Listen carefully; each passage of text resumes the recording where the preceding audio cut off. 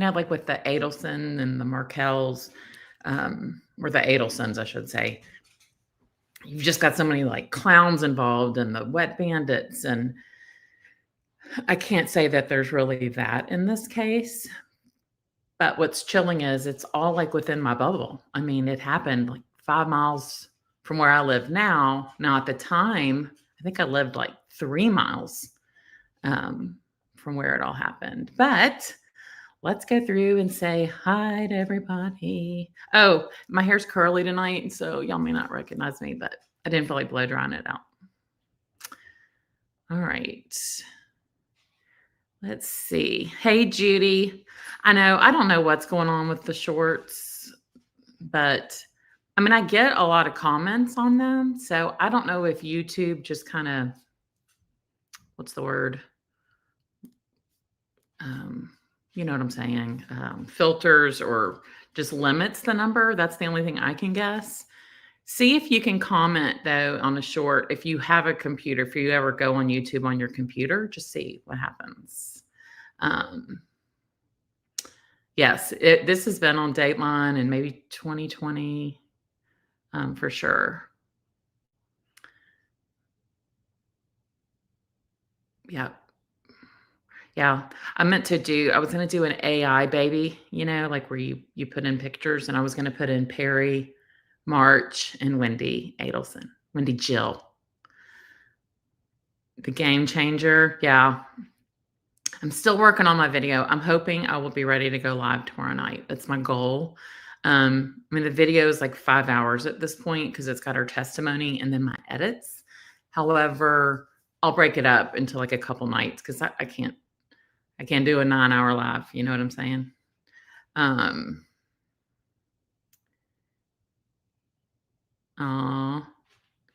sorry that y'all can't. That's frustrating. Thank y'all so much. It is exciting. It is. I don't know how. It's funny that I'm like, my friends, they don't really know. Like, I had dinner with them this week and they were like, we don't understand. Like, what are you doing? And they said, give us your channel. But I've heard, like, don't give it out to your friends and family because they're not your target audience. And so if someone's just going to click on something and watch it for 2 seconds and like, oh, I saw it, and then click off, that's going to hurt the algorithm. So I just thought that was interesting advice. I don't know if I've told you all, my son's a professional YouTuber, and he always said, Mom, you don't need my channel. So now I understand what he's talking about. He's got like 60,000 followers, I think.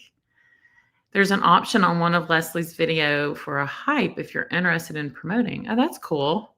It appears when you click. You can hype 3 smaller channels. Well, that's neat. Thank you, Ralph Sharp.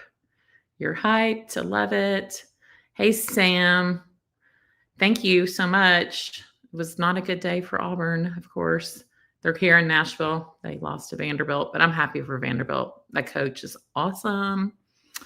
And I'm glad. I like to make it personal. That's what makes it fun. I enjoy going to channels where people interact with the audience, Sometimes these channels get so big. I mean, we all follow those big ones, and like you never get your comment on stage or your question answered. So it's nice. Oh, Spacey Dove, that is so sweet. I'm really happy you're here. Spacey Dove and I knew each other from another channel that we used to be guests in. All right, you're going to have to let us know what the catchphrase is. Hey, Joe, good to see you. It was funny seeing you on STS. I swear I thought Carm had on like a strapless or something because she had on that. I don't know what it was. It was like a skin-colored sweater.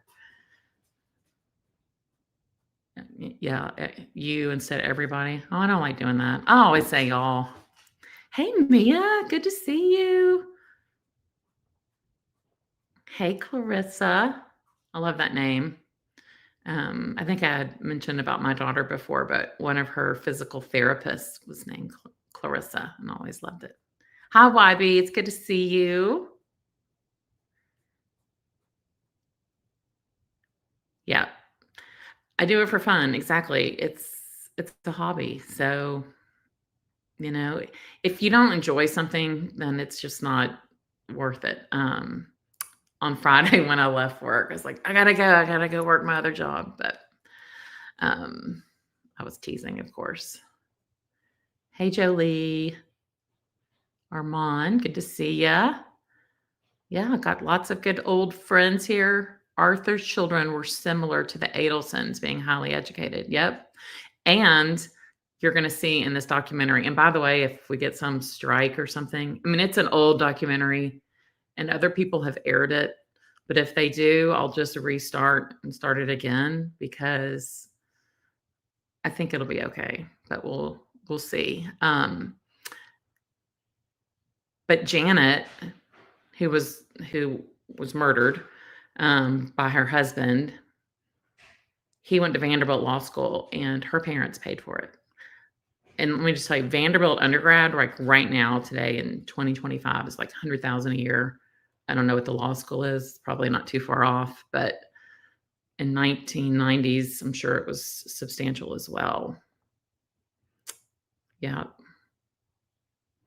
You're in Joplin, Missouri. Judy, have you ever heard of Sikeston, Missouri? I have family in Sikeston. We had big wind and hail yesterday in Nashville. It was awful. Hey, Elizabeth. I'm glad you commented. Hey, here for today. You have a wrench now. Did you notice that? Yeah, the algorithm. It's all about the algorithm. It's interesting, isn't it? I watched Turkey Tale at the beginning of this live. I don't know what that is. Well, I'm glad that y'all all know each other and are saying hi. Hey, John Smith. Good to see you. Happy you're here. Hey, I tried to write a song in Suno, and it was cute, but then it like put it to country, I guess because I mentioned Tennessee in it, and I don't want country, so I got to redo it. But hey, Victoria. Oh, you're from Nashville? Awesome.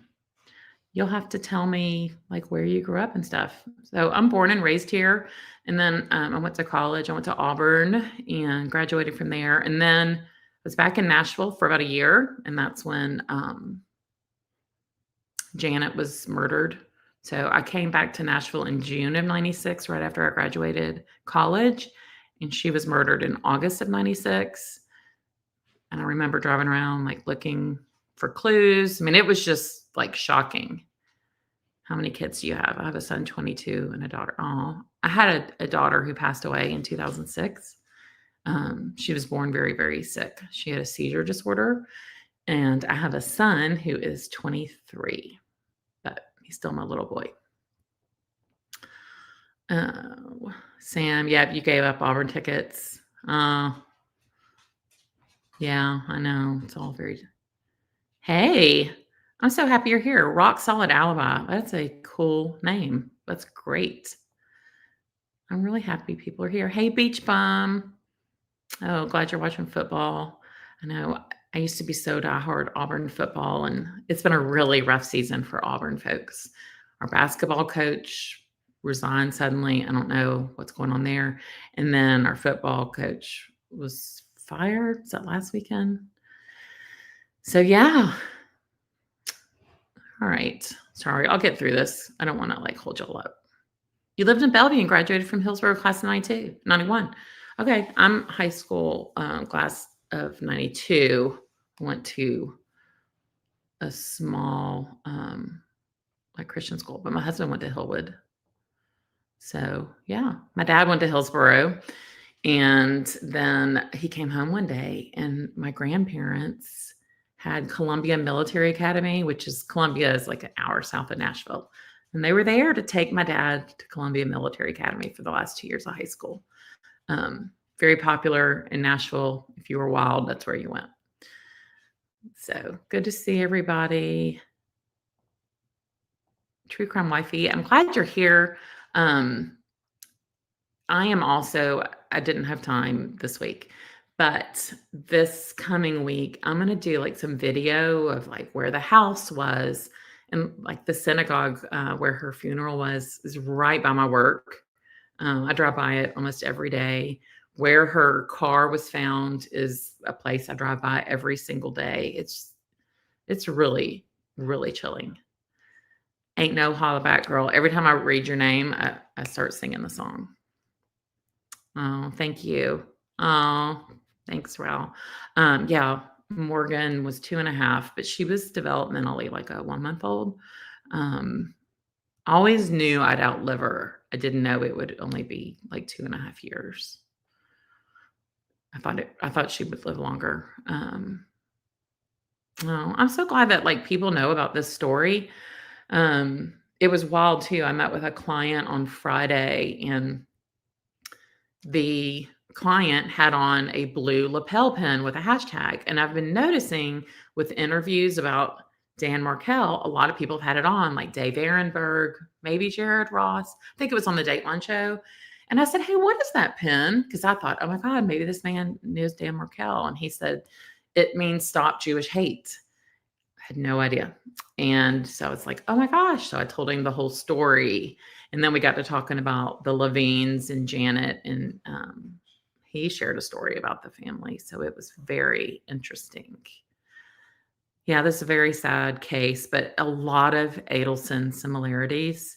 And I think this documentary is like 45 minutes, and they did a really good job like squeezing it all in there. I don't even think there's a trial online.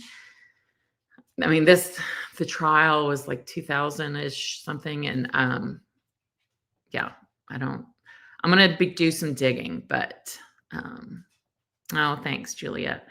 I don't like really go and share all this about Morgan. I don't want people to feel sorry for me. I just, it's part of who I am, but I'm not like one of those that's trying to get attention because of it, if that makes sense.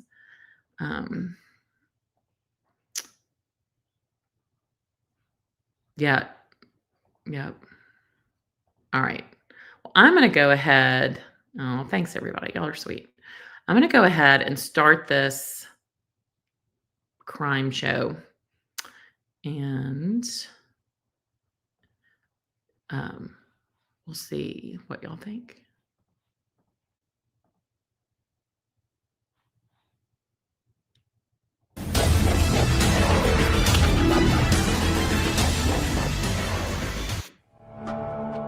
A shocking disappearance. This was a real whodunit mystery, with the people being involved being powerful. A desperate family. They lived in a neighborhood where the police didn't come searching for a dead body. And a 10-year quest for the truth. I would like to know if something happened to my wife. A perfect life destroyed by the perfect crime. Tonight on Power, Privilege, and Justice.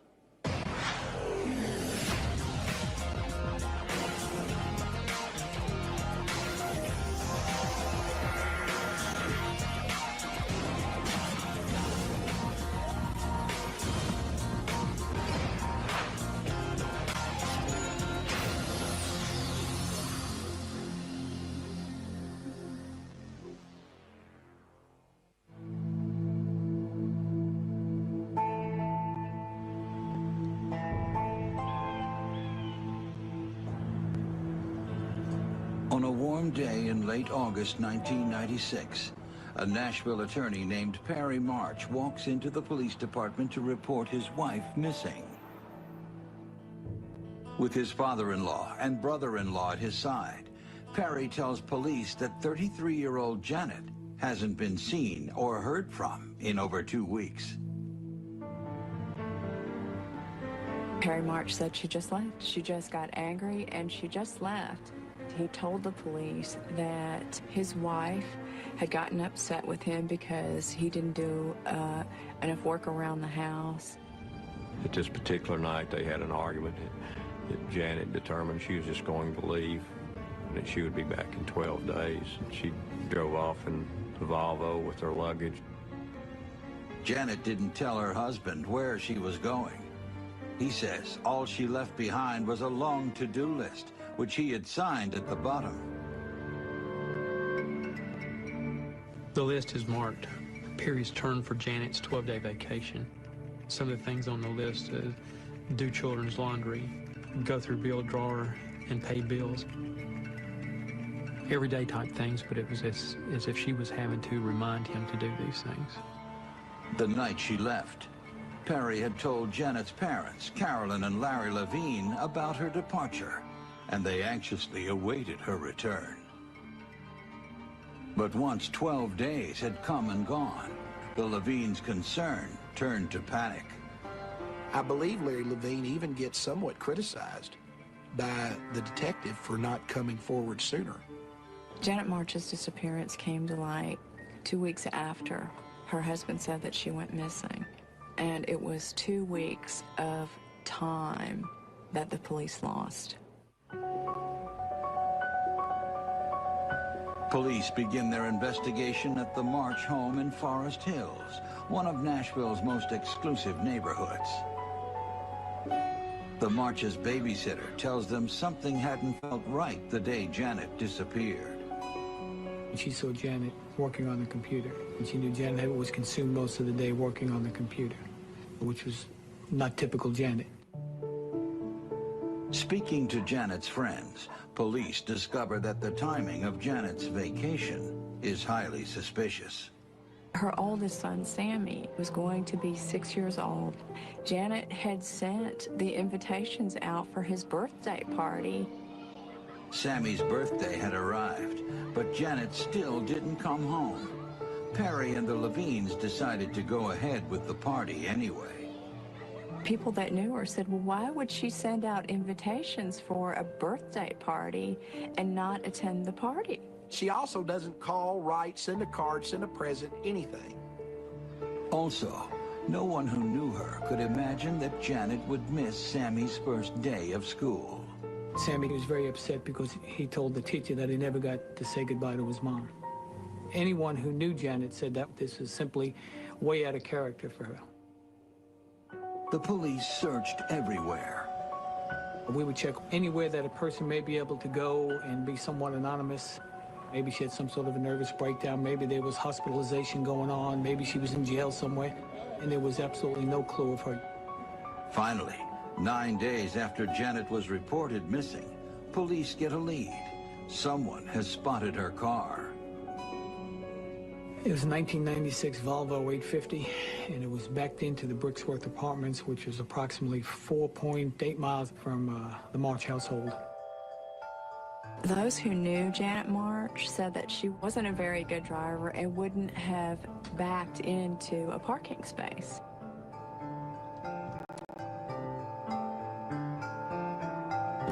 Inside the vehicle, we find personal items, clothing, toiletries, identification, driver's license, passports, and things that a person wouldn't leave in their car under normal circumstances. Her shoes were up under the brake pedal. Her pocketbook was upside down in the driver's side door pocket. Very unusual. Looked to us like it was a stage scene more than anything else.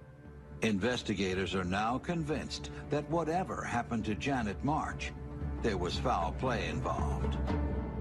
The case changed from a missing persons case to a homicide investigation. A murder in Forest Hills? It seemed impossible. But then again, suburban moms don't usually abandon their kids, hop in their Volvos, and drive off into the sunset. There were secrets lurking on Blackberry Road, and the cops were determined to find them. Investigators quickly get a warrant to search the March's 5-acre estate for clues. We brought in police recruits from the training academy because what we needed at that time was just the manpower, looking for anything that could be considered evidence, just a clue.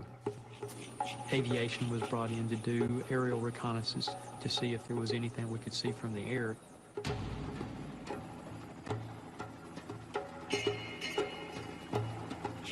They had a heat-seeking helicopter that would find a body. It was an extensive search. Inside the house, Investigators are eager to find out what Janet was doing on the computer the day of her disappearance. But when they check the home office, they make a shocking discovery. The hard drive was ripped out of his computer. It was inexplicable. Perry had no explanation as to why the hard drive was missing. That's when they got really suspicious. Police suspect that Perry, not Janet, might have written the to-do list and thrown away the hard drive to cover it up. The police actually told Perry March that they were interested in the hard drive, and then they go over there and it's gone. Perry March was not acting as you would expect a grieving husband, so to speak, to act. I recall him being with his brother Ron, and I recall him being outside on the patio, eating Italian food and smoking cigars. And it was pretty clear to us that his input and his interest in finding his wife Janet was zero. Perry quickly emerges as the only suspect in his wife's disappearance. But instead of laying low, he goes on a media blitz, proclaiming his innocence all over the nightly news. I am beside myself that not only have I lost my wife and the mother of my children, but I don't have people hugging me and telling me how much they want to help me. I have police saying you did it. So we're supposed to believe that she would walk away from her two children, walk away from a wonderful family life, mother and father, siblings she was very close with, and just have absolutely no contact with them. Her friend said that she wouldn't have been the kind of wife that said, hey, I've had enough. I want to go live my life and do something else. That wasn't Janet March. The Levines begin to realize that waiting 2 weeks to report their daughter missing may have been the worst mistake of their lives. A lot of people think, how could they have been so stupid to not go to the police? They believed in Perry. They believed in what Perry was telling them. And so they decided to go ahead and wait and take him at his word that Janet said she was going on a 12-day vacation. They really didn't want to think that something horrible. Okay, I just want to pause it for a second. That really shocked me, that they took him at his word. But at the same time, it was a different time. I don't know. The people that I know that know the Levines, I haven't really gone into that yet, but I plan to ask a little bit more. I mean, it seemed like Perry's master manipulator, but yeah, no mom just leaves her children like that. She loved those children. And yes, she is an artist, and they met at University of Michigan. So Janet attended a prominent private school in Nashville and then went to University of Michigan. And just so y'all know, to even get into University of Michigan, it's almost up there with the Ivy Leagues.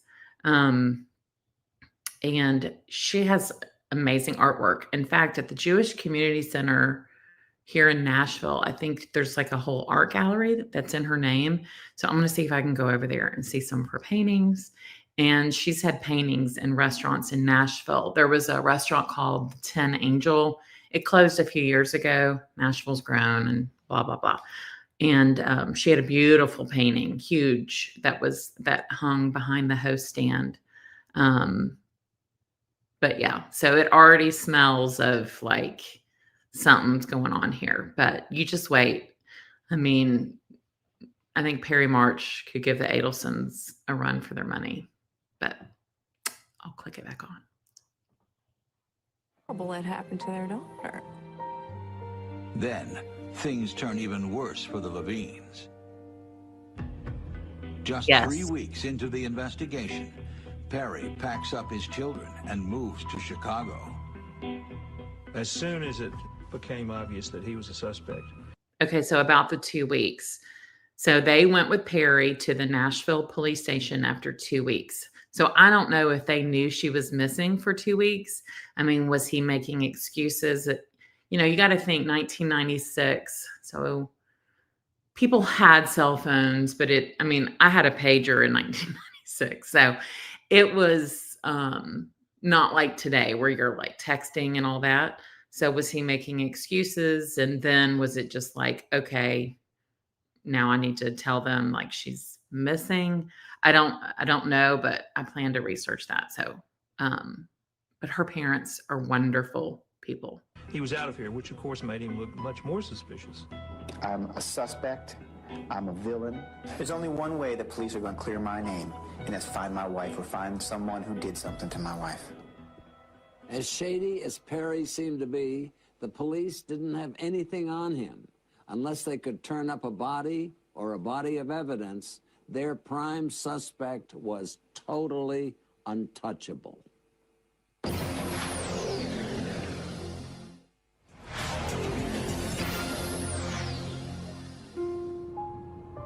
In the fall of 1996, Nashville, Tennessee is embroiled in a puzzling mystery. Janet March vanished more than 2 months ago. Police say her husband, Perry March, remains the prime suspect. From the death. By the way, that news anchor they just showed, Amy, I'm good friends with her. And I actually messaged her. I'm going to check through Instagram. And I know a couple of the reporters on this, so we're just getting started on this case. She was reported missing. This town has been consumed with the disappearance of Janet March. There were so many theories about what happened to Janet March, whether anything had happened to Janet March. There were Janet March sightings. Somebody had seen Janet at a truck stop out in Smyrna, you know, which was just absurd. I mean, if Janet were alive, she was not hanging out at the truck stop in Smyrna. Suddenly, there were more sightings of Janet March than there were of Elvis. The young mother's tragic disappearance had officially turned into tabloid tripe.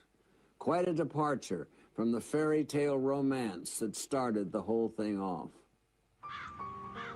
Yes. So, actually, Amy messaged me earlier today and she said, yes, I keep seeing your videos. She said, I started at News Channel 5 in 96. That was the year Janet was killed. She said, of course, it dominated the local news for a long time. Let's get you an interview with Nick Barris. And we're going to see some of Nick's work. And then there's another news anchor, like investigative journalist that my husband's really good friends with too. And we're going to see some of him also. So I'm excited. I'm just getting started on this. But yes, Amy is amazing. I'll meet with her. I love Amy. She's a great person. Janet and Perry had met at the University of Michigan. Much like Janet's parents had met at the University of Michigan before them, this was the man that she wanted to marry. And the Levines were very much in favor. Wanted to be a lawyer just like Larry, you know, wanted to go to law school just where Mr. Levine did. This was the quote-unquote nice Jewish boy who had a bright future. As Larry Levine has said, that if his daughter loved Perry March, that was good enough for him. Janet's father, Larry Levine, was a wealthy and successful lawyer. He and his wife, Carolyn, were respected members of Nashville's close-knit Jewish community. They were in the upper echelon of that society. Larry Levine was a very powerful and influential insurance defense attorney. In 1986, Janet and Perry were married, and Perry's lifestyle improved dramatically. The March family didn't have the money of the Levine family, nowhere near. So clearly, economically, was it a step up? Sure. Perry went to them for everything. I mean, everything was paid for by the Levines. Carolyn and Lawrence Levine funded his education. That's kind of like red flag to me, number one.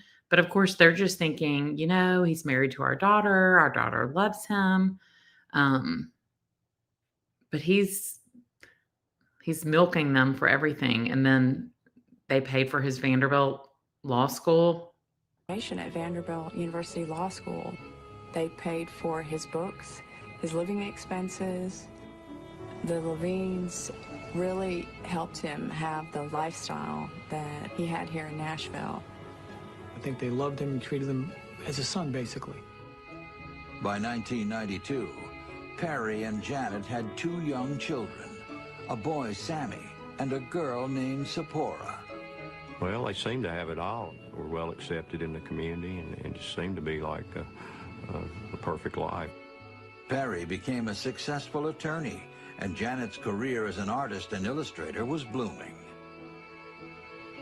In 1995, the young family moved into a sprawling 5,000 square foot mansion in one of Nashville's most expensive neighborhoods. They lived in... Okay, just so you know, I looked this up. So in the late 90s, it was sold after Janet died, I think like $786,000. But in today's market, it's valued at like $2.5 million. Forest Hills is a beautiful area. In its dream home. And she worked on every last detail to make sure that this house was absolutely beautiful. But 9 years into their marriage, just a few months before Janet disappeared, the picture was not as rosy. The two were fighting. They were fighting so much. They were fighting in front of her parents, and it had concerned them. Everyone around him, close to him and Janet, knew the marriage was in serious trouble. Police discovered that when it came to Perry's career, he had covered up a chilling secret. Perry had worked at one of Nashville's largest and most prestigious law firms, Bassberry and Sims, and he was forced out of that firm. A female paralegal at the... That is still one of Nashville's like biggest firms, Bassberry and Sims. I know some people there. I mean, I know some lawyers there that make several million a year. But yeah, he couldn't keep the job. The company had received 3 mysterious letters. She had no idea who was sending the letters. And these letters were sexually very explicit. After an internal investigation at the firm, they discovered that it was Perry March who was sending this woman the letters. He agreed to pay her some money to avoid a lawsuit. It was about $25,000. And then he left that firm and went to work for the Levines. Larry Levine never knew the real reason why Perry left his previous firm. But apparently, Janet had discovered her husband's dirty secret. They were gathering up her belongings, and someone at the house found a manila envelope, and it had Janet March's name on it, and it had copies of the letters that were sent to the paralegal years earlier, along with a condom wrapper. The police believe that Janet March discovered what happened with Perry March at Bassberry and Sims the day before she disappeared. I believe that she threatened him with divorce, and, you know, when she looked at Perry and said, "I'm going to divorce you," it was a lot more than "I'm just going to leave you." Perry was faced with the prospect of losing a standard of living that without her he had never known, and maybe without her he could never even possibly achieve. And he was desperate. Investigators are confident they now have Perry's motive. The police believe that the discovery of what really happened at the law firm sparked a violent argument that ended in her death. In November, 2 months after she disappeared, Janet's family decides to accept the unthinkable and holds a memorial service for her. I think the amount of people here today reflects how much she'll be missed. It's hard for me to imagine that he would have anything to do with it, but I guess there are some unanswered questions. Perry refuses to attend Janet's memorial, claiming it's too soon to give up on her return. Perry doesn't attend the memorial nor allow the children. Who does that remind y'all of? There is no evidence that anything has happened to Janet, except that she is not here. I would like to be the first person to know if something has happened to my wife. It was one thing for Perry to steer clear of the service, but to keep Sammy and... Okay, I love this host. He's like a little Tom Brokaw mixed with the comedian, the guy that was named Leslie, and he was from Chattanooga originally. He died a couple years ago. Y'all know who I'm talking about. That's who he reminds me of. But I love this man. Zipporah from attending their mother's memorial was just disgraceful. The war between the Levines and their son-in-law was on. Yes.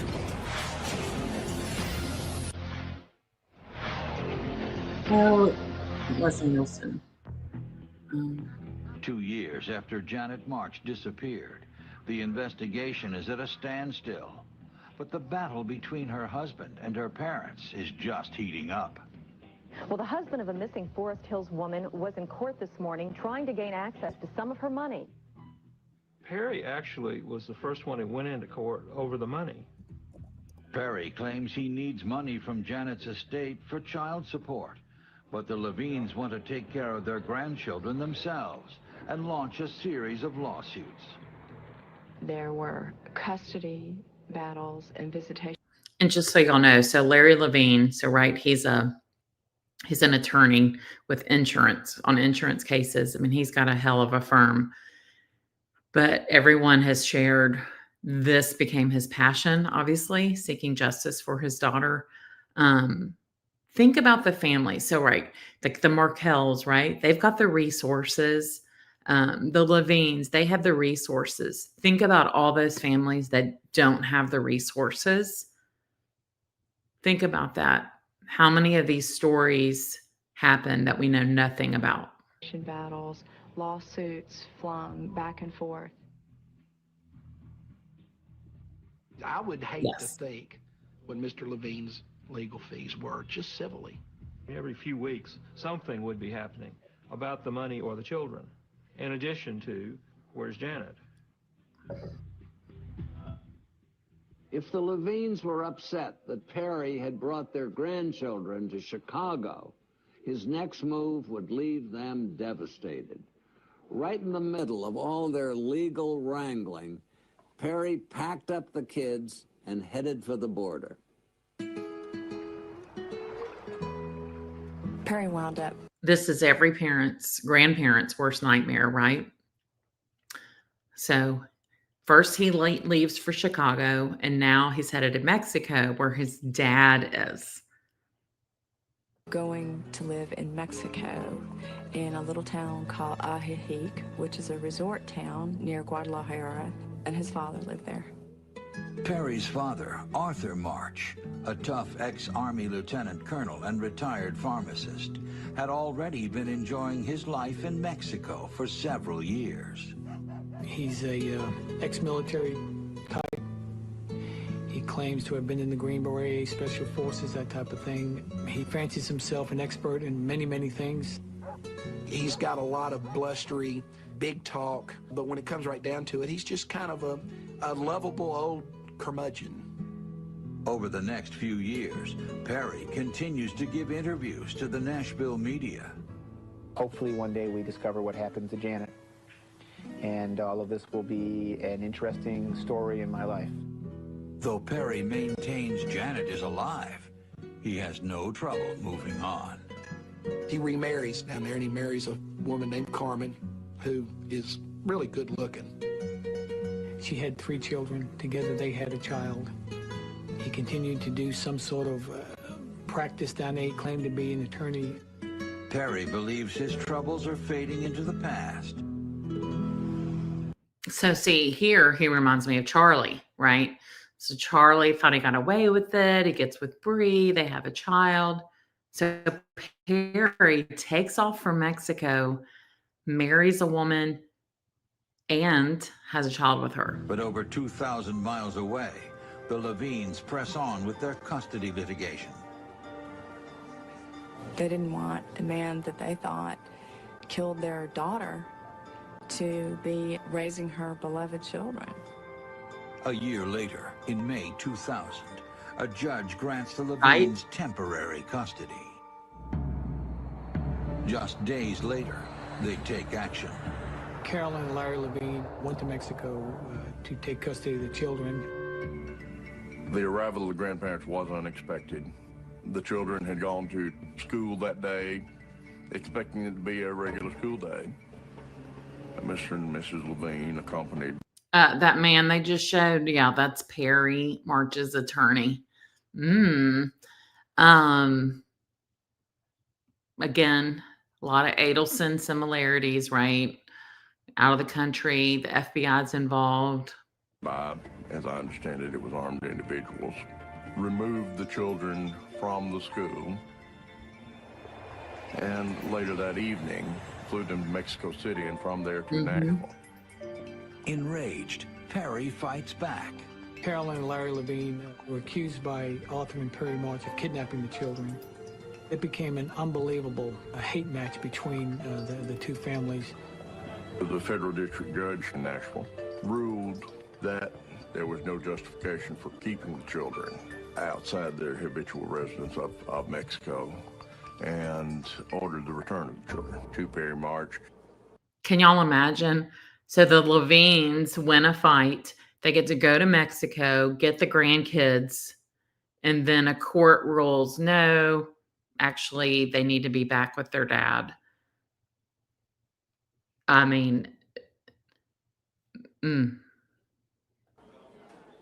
Having lost the final round of the custody battle, the Levines raised the stakes.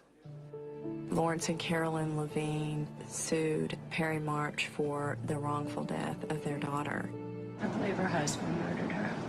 Perry refused to come back to Nashville. Perry is tried in absentia in civil court and found responsible for Janet's death. The jury rendered $113.5 million judgment against him, which was one of the highest verdicts in the state at the time. But in a huge victory for Perry, his Nashville lawyers get the judgment overturned on a technicality. Emboldened by his legal victories, Perry resumes his campaign to clear his name. In the summer of Okay, so Perry is down there in Mexico, right? He's remarried. He's married a Mexican lady. They've had a child. He continued to interact with Nashville media for years. They flew to Mexico. They did interviews with him. Classic narcissist. 2004, Perry sent a photograph he saw in a magazine to the Nashville DA. He claimed this photo showed Janet in an Athens bar with some friends during the Olympic Games. Not a single person who knew Janet believed it could be her. Talk about fanning the flames. This guy was unbelievable.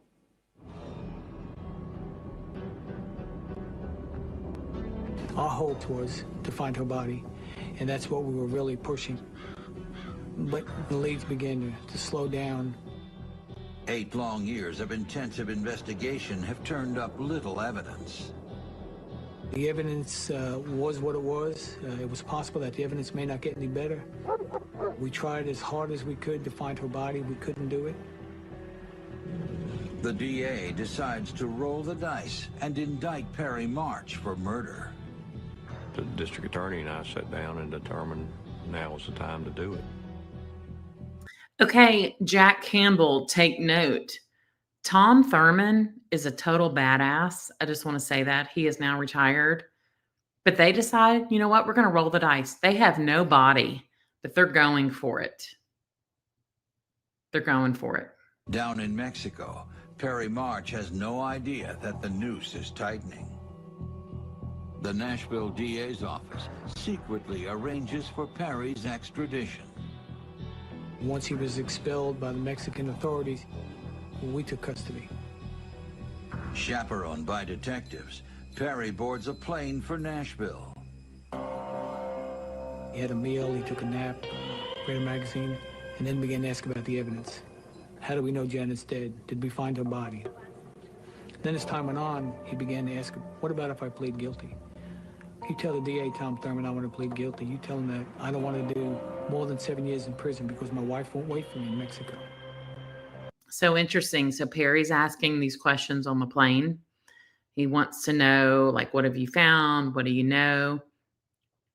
And yeah, why won't Jack Campbell indict Wendy? Why? And I am sick of hearing, oh, it's because, the boys, they've been raised by murderers. It's not okay. So, he was making statements that weren't consistent with that of an innocent person. But the prosecution still faces an uphill battle. And you do understand the charges on the indictment, is that correct? Fairly well. They didn't have a crime scene that they could link Perry to. They didn't have a murder weapon. We had no evidence to show that a homicide had occurred other than Perry's actions, the type of mother and person Janet was. They really didn't have anything other than she's gone. We don't think she's coming back, and we think he's responsible. Thank you, ma'am. We today are announcing the arrest of Perry March on several charges, including second-degree murder. Perry's in-laws, the Levines, had fought for his arrest for 9 years. Justice finally seemed within 9 years. So what are we now? 11 plus years since Dan.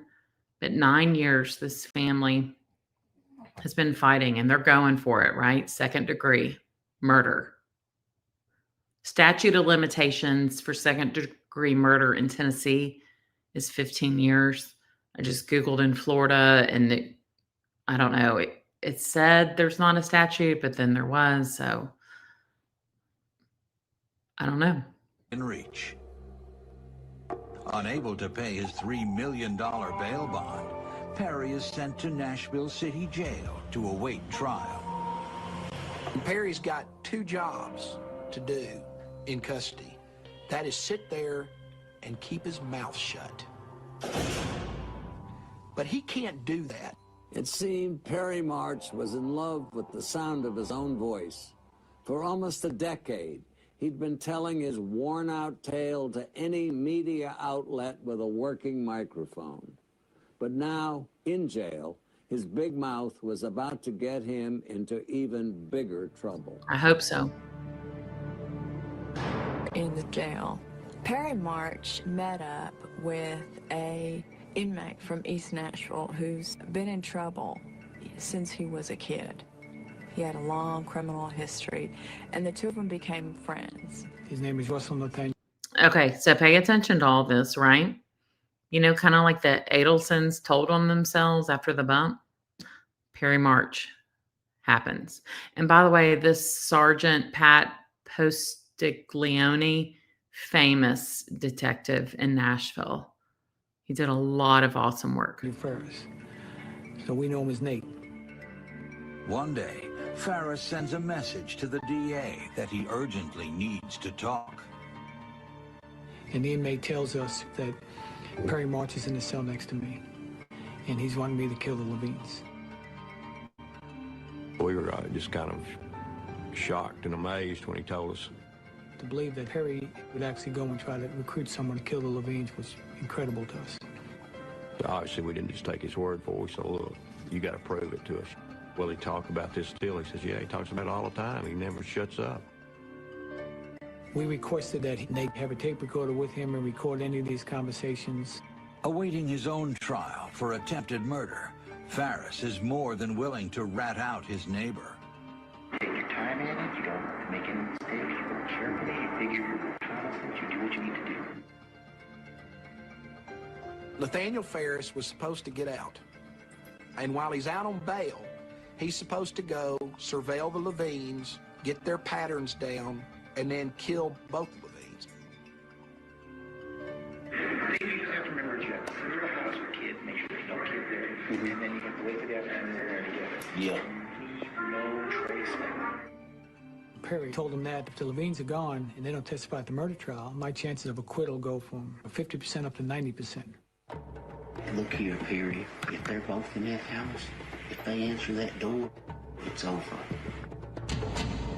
Oh, I just want to say, so they just showed the Levine's house. So Perry has asked this prisoner with the question mark tattoo on his neck. He's asked him to take care of the Levines, right? Basically hiring a hit, get rid of them.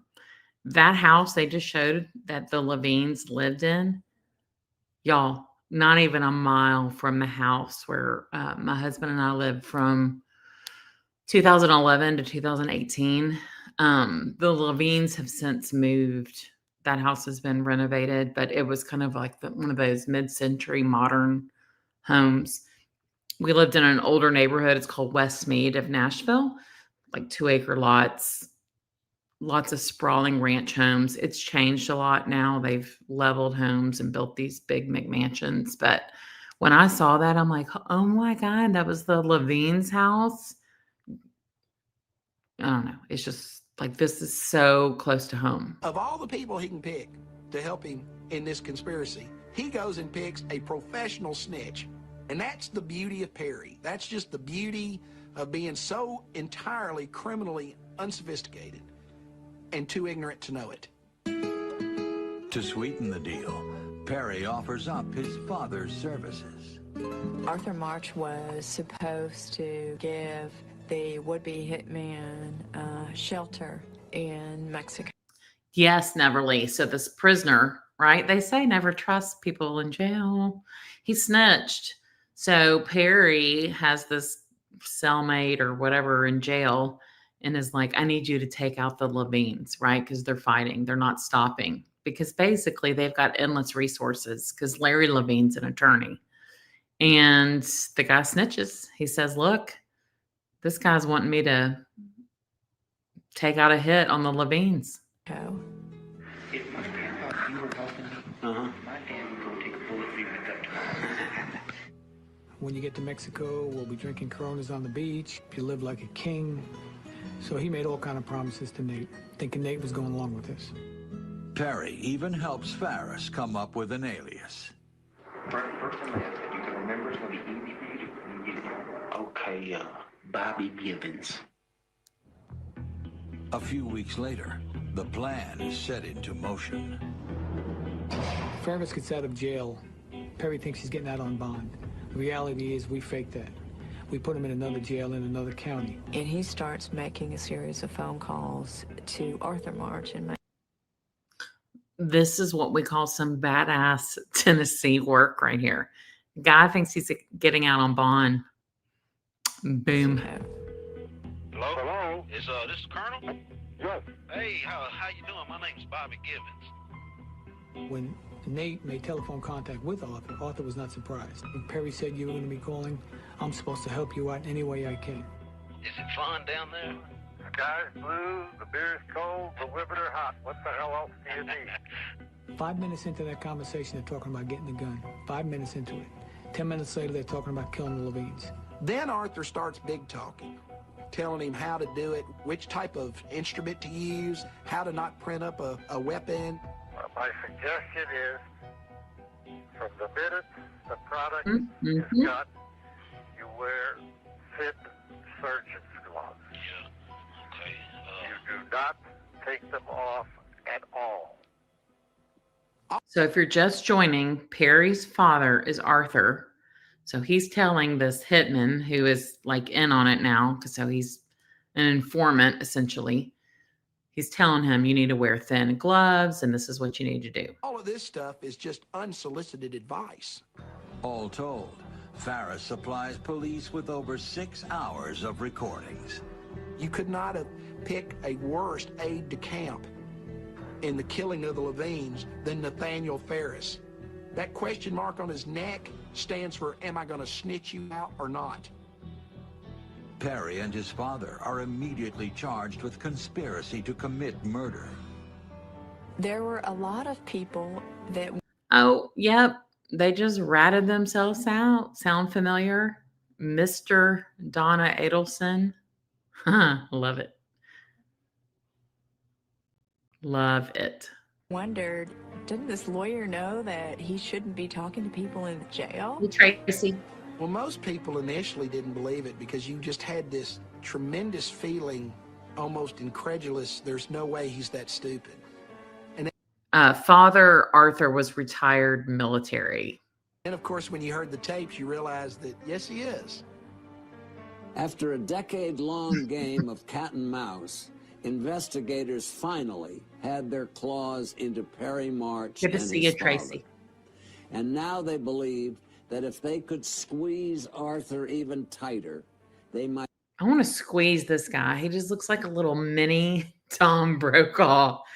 I'm sorry. might finally be able to solve the mystery of what happened to Janet March.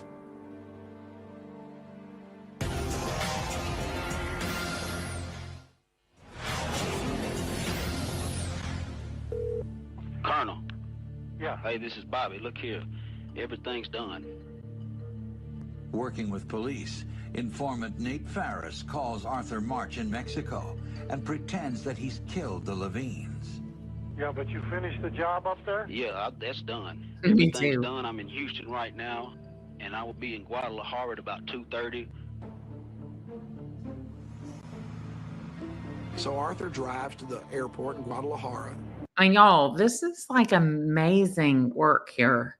God, if I could do like life over, not be in my 50s and be in my 20s, I would go work for the FBI.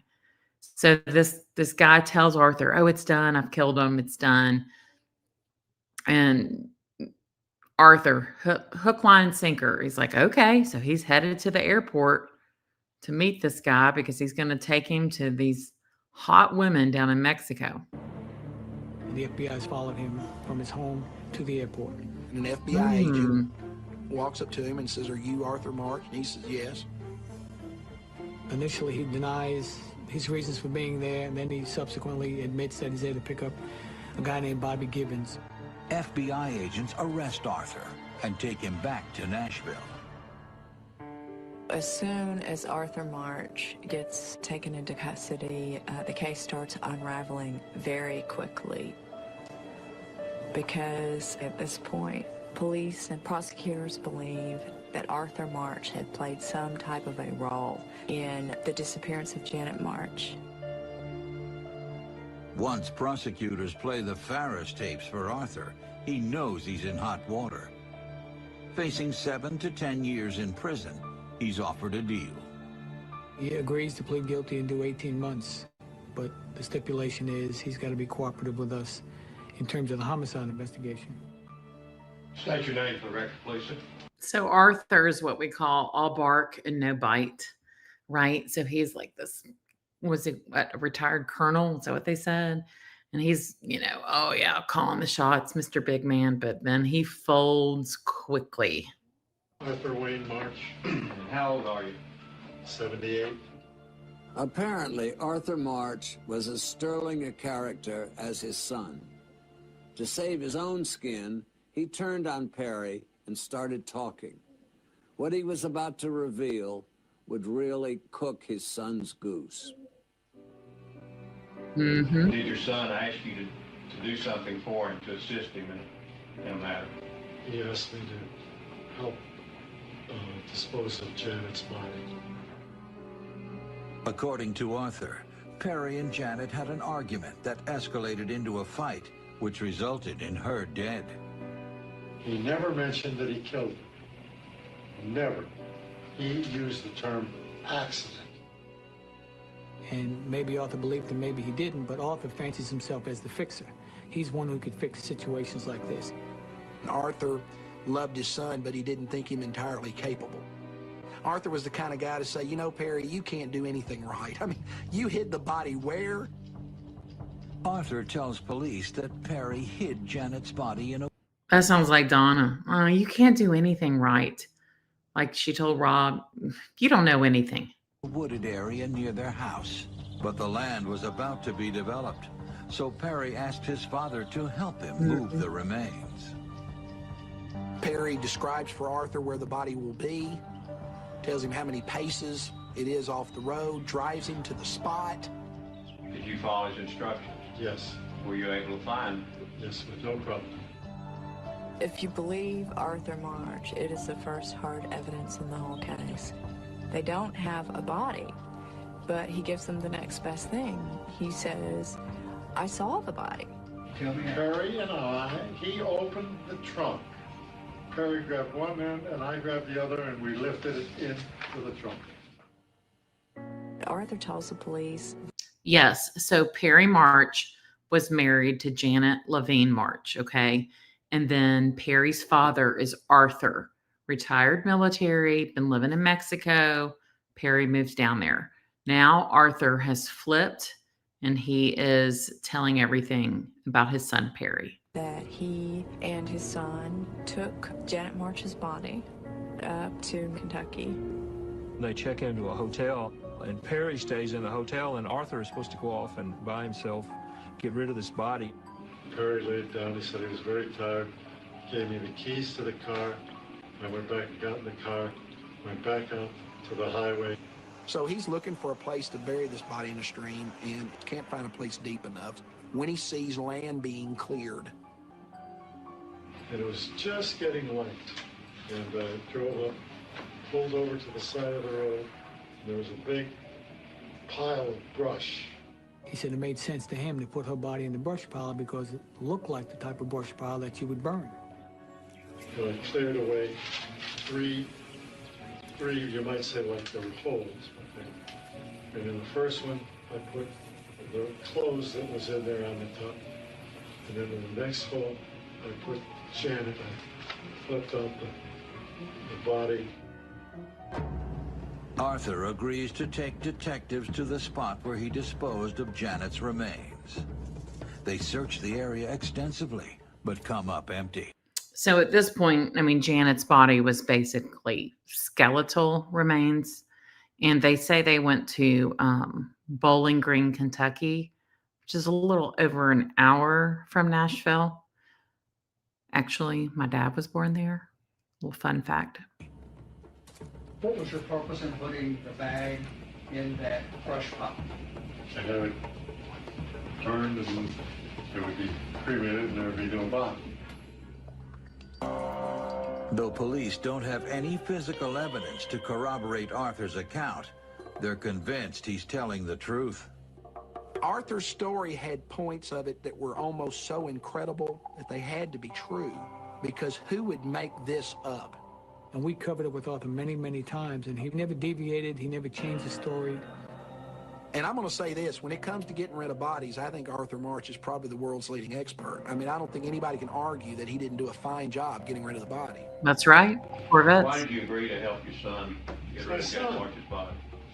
It's my son. By this point, Perry probably wished he'd worked alone. But then again, Arthur did such a... Yeah, real quick. You're right, true crime wifey. So originally so Perry murdered her with a wrench is what he told his dad. And then there were always rumors that he rolled her in like an oriental rug in the home. And I remember back in the day, I haven't seen it in the last few days researching, but this oriental rug, y'all know how big and heavy rugs are, was rolled up and her body was probably in there. And that the kids were like jumping on it or playing on it. I mean, it was a rolled up rug, but somebody that came to the house did say they saw that. Good job of cleaning up. The prosecution still didn't have a shred of physical evidence to bring into court. On August 9th, 2006, almost 10 years to the day that Janet March vanished, her husband Perry goes on trial for her murder. This case is about murder, about deceit, about abuse of trust. The dangerous thing about prosecuting a murder without a body is, you know, it's the old argument, and I now present to you Janet March, and see how many people turn around and look. And you look at them and say, well, if you looked, you have reasonable doubt. And I don't know if she's dead. You know what? Leave it at that. The prosecution hopes Perry's actions after Janet disappeared and his obvious motive will be enough to sway the jury. He told me that he was afraid Janet was going to divorce him and take his children from him. What was the crime that the discussion was brought up about? For me to murder the Levines. Whose idea was that? It was Perry's idea. The state's star witness, Arthur March, is too ill to attend the trial, but his videotaped confession grips the courtroom. When Arthur admitted that he actually disposed of the body, it was maybe the mystery has been solved. As the evidence against Perry steadily mounts, his behavior surprises the courtroom. He came off as arrogant, patronizing, condescending. Does that remind y'all of somebody? It reminds me of some people. Wendy, Charlie. Choose not to testify. And that didn't play well. After 7 long days of testimony, the case goes to the jury.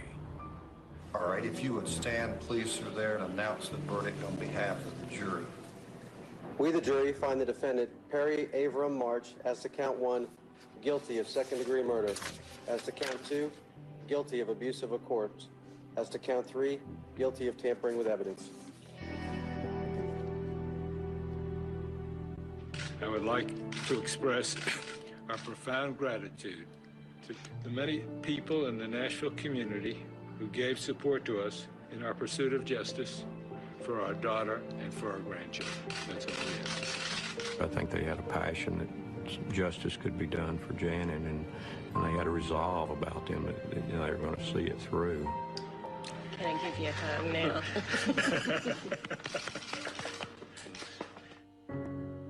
Perry March is sentenced to 56 years in state prison. Arthur March's plea deal of... So y'all are probably thinking, why 56 years? So it was a second-degree murder charge. No body was ever found. Huge. This is like historic case. Huge, huge, huge to prosecute a case without a body. So tell me, Jack Campbell, what are you doing? 18 months is thrown out by a federal judge who sentences him to 5 years. But just 4 months into his sentence, Arthur dies at the age of 79. In its wake, this case has left victim upon victim upon victim. More than Janet Levine died in August of '96. I think the theme of this whole case was all the tragedies of the people involved, all the lives that were impacted by this action of Perry March. Perry March thought he was smarter than everybody else. And I think in so believing that is what led to his downfall. He had a great chance of beating this if he had just kept his mouth shut. He arrested bitter defeat from the jowls of utter victory. And that takes some doing. From prison, Perry is still making trouble. Not only has he filed a petition about the size of his jail cell, the civil trial was thrown out. So the Levines were awarded, I think, $113 million in a civil trial for wrongful death. And it was thrown out. I mean, not that they ever would have gotten a penny because he had nothing. he's suing to have his children removed from the Levines' care and sent to live with his second wife in Mexico. Some people have no shame. For Court TV, I'm Dominic Dunn.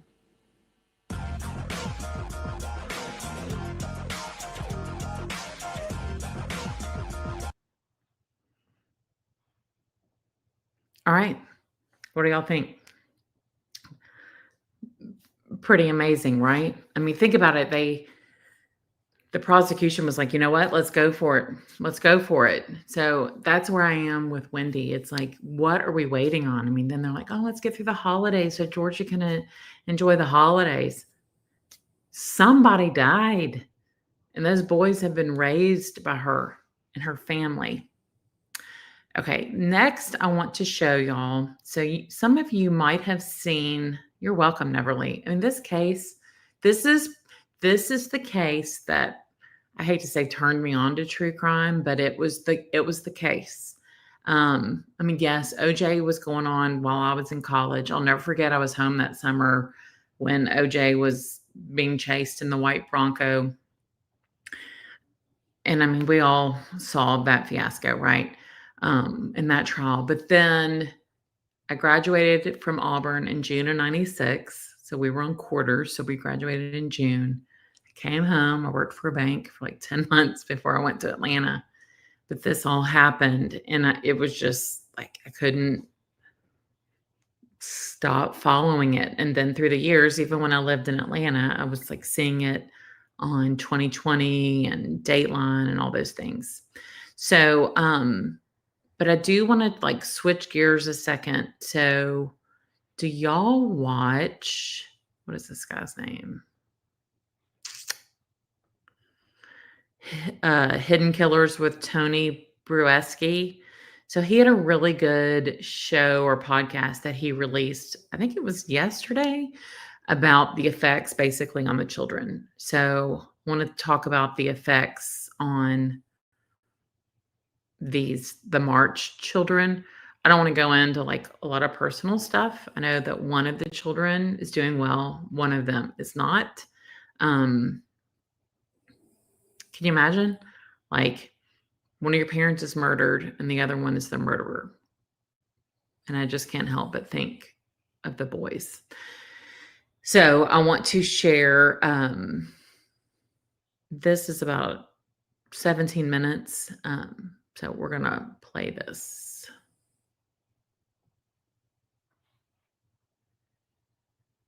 Again, this is Tony Brueski. Is Hidden Killers with Tony Brueski. Here now, Tony Brueski. Let's talk about the people that don't get their fair share of attention in the Adelson case. Not Donna, not Charlie, not Wendy. The biggest victims here, other than Dan, the kids.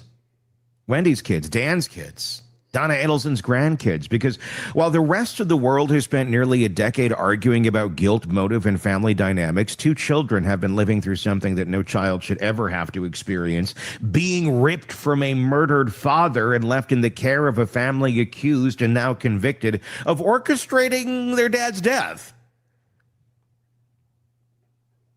And what's worse? They've had to live inside a story that's been rewritten in real time by the very people who caused their pain.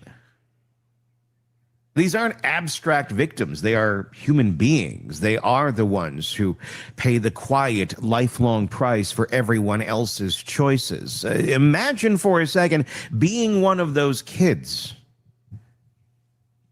They are now in their mid-teens. It didn't start that way. When all this went down, they were small. And when you're small, you don't fully understand death yet. You wake up one morning and your dad is gone, not gone to work.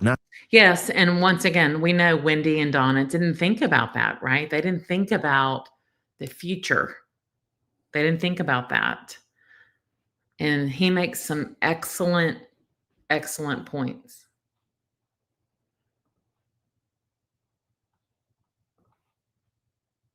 Gone on a trip, just gone. You see adults crying, whispering. You hear the word murder. You see your mother tense up when someone mentions the news.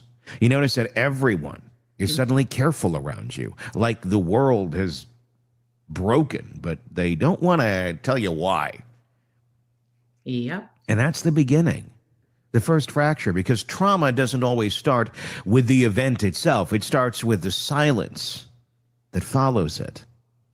Children process loss differently than adults. They don't have the vocabulary for it. Instead, they absorb it through behavior, the way people act around them, the things people don't say, the tension that suddenly fills a room. It's kind of like pets to a certain extent. You know, your pets don't exactly understand if you're going to explain your issues to them, but they sure can understand your emotions and feelings. Kids do the same thing. When adults hide the truth, children learn to fill in the blanks themselves. And the stories they invent to survive are almost always worse than the truth. It's how our brains work. Now, picture that same child a few years later. You start to hear things, maybe at school, maybe from other adults. People whisper about your family, that your father was murdered in his driveway, that your grandmother and uncle are on trial, that the people who tucked you into bed might have had something to do with why your dad never came home. Mm. That's a kind of psychological earthquake that splits a person in half before they even know who they are. Psychologists have a term for what comes next: loyalty conflict. It's what happens when a child is emotionally bonded to two people or two groups who hate each other. Divorced parents often create loyalty conflicts when they weaponize love. But this is something darker, because in this case, the loyalty conflict isn't just emotional, it's existential. Fletcher boy, yes, native Nashvilleian, born at Baptist Hospital, which is now St. Thomas Midtown. But yeah, native Nashvilleian, love to connect.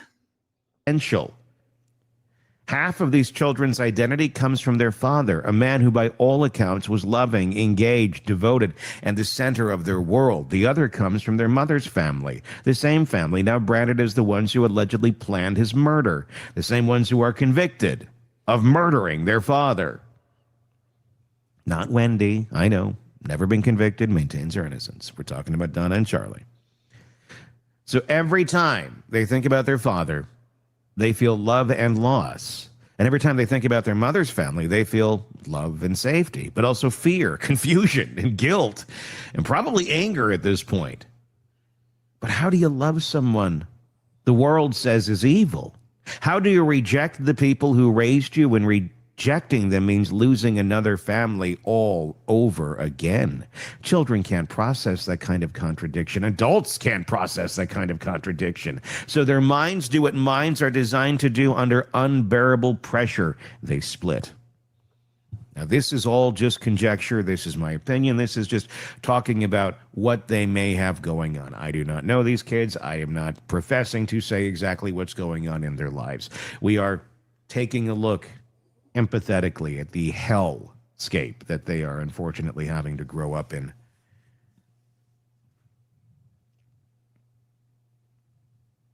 When that split happens, that is what's called protective dissonance. It's when the mind invents a version of reality that allows you to stay attached to the people you depend on, even if that means rewriting the truth. If you're a child and the people who feed you, love you, and tuck you in at night are accused of being monsters, you don't stop loving them. You stop believing the accusation. You start telling yourself the news is lying, the prosecutors are cruel, the world doesn't. Did you hear that? The people who tuck you in at night, you don't believe they're killers. You stop believing the news and everything because you love them, right? I mean, from what we heard when Donna was on the phone with Charlie and the wiretaps and she was taking care of the boys, she was taking care of them. Understand. You create a version of the story that keeps your caregivers innocent, because if they're not innocent, you don't have anyone left to protect you. It's not denial in the adult sense, it's survival. It's the only way to keep breathing when your entire identity depends on people the world says you should fear. And over time, that survival mechanism hardens into a worldview. It becomes part of your moral code. Our family is good. The outsiders are bad. Anyone who says otherwise wants to hurt us. That belief isn't a lie to those kids. It is a lifeline. Now think about the environment they've been in. These aren't just kids navigating grief. They're kids growing up inside a public scandal. Their father's name is searchable. Their family is infamous. Their story is splashed across headlines and documentaries and podcasts. They can't Google their own name without running into words like murder, hitman, Adelson, and convicted. In families like this, adults often try to protect children by controlling the narrative.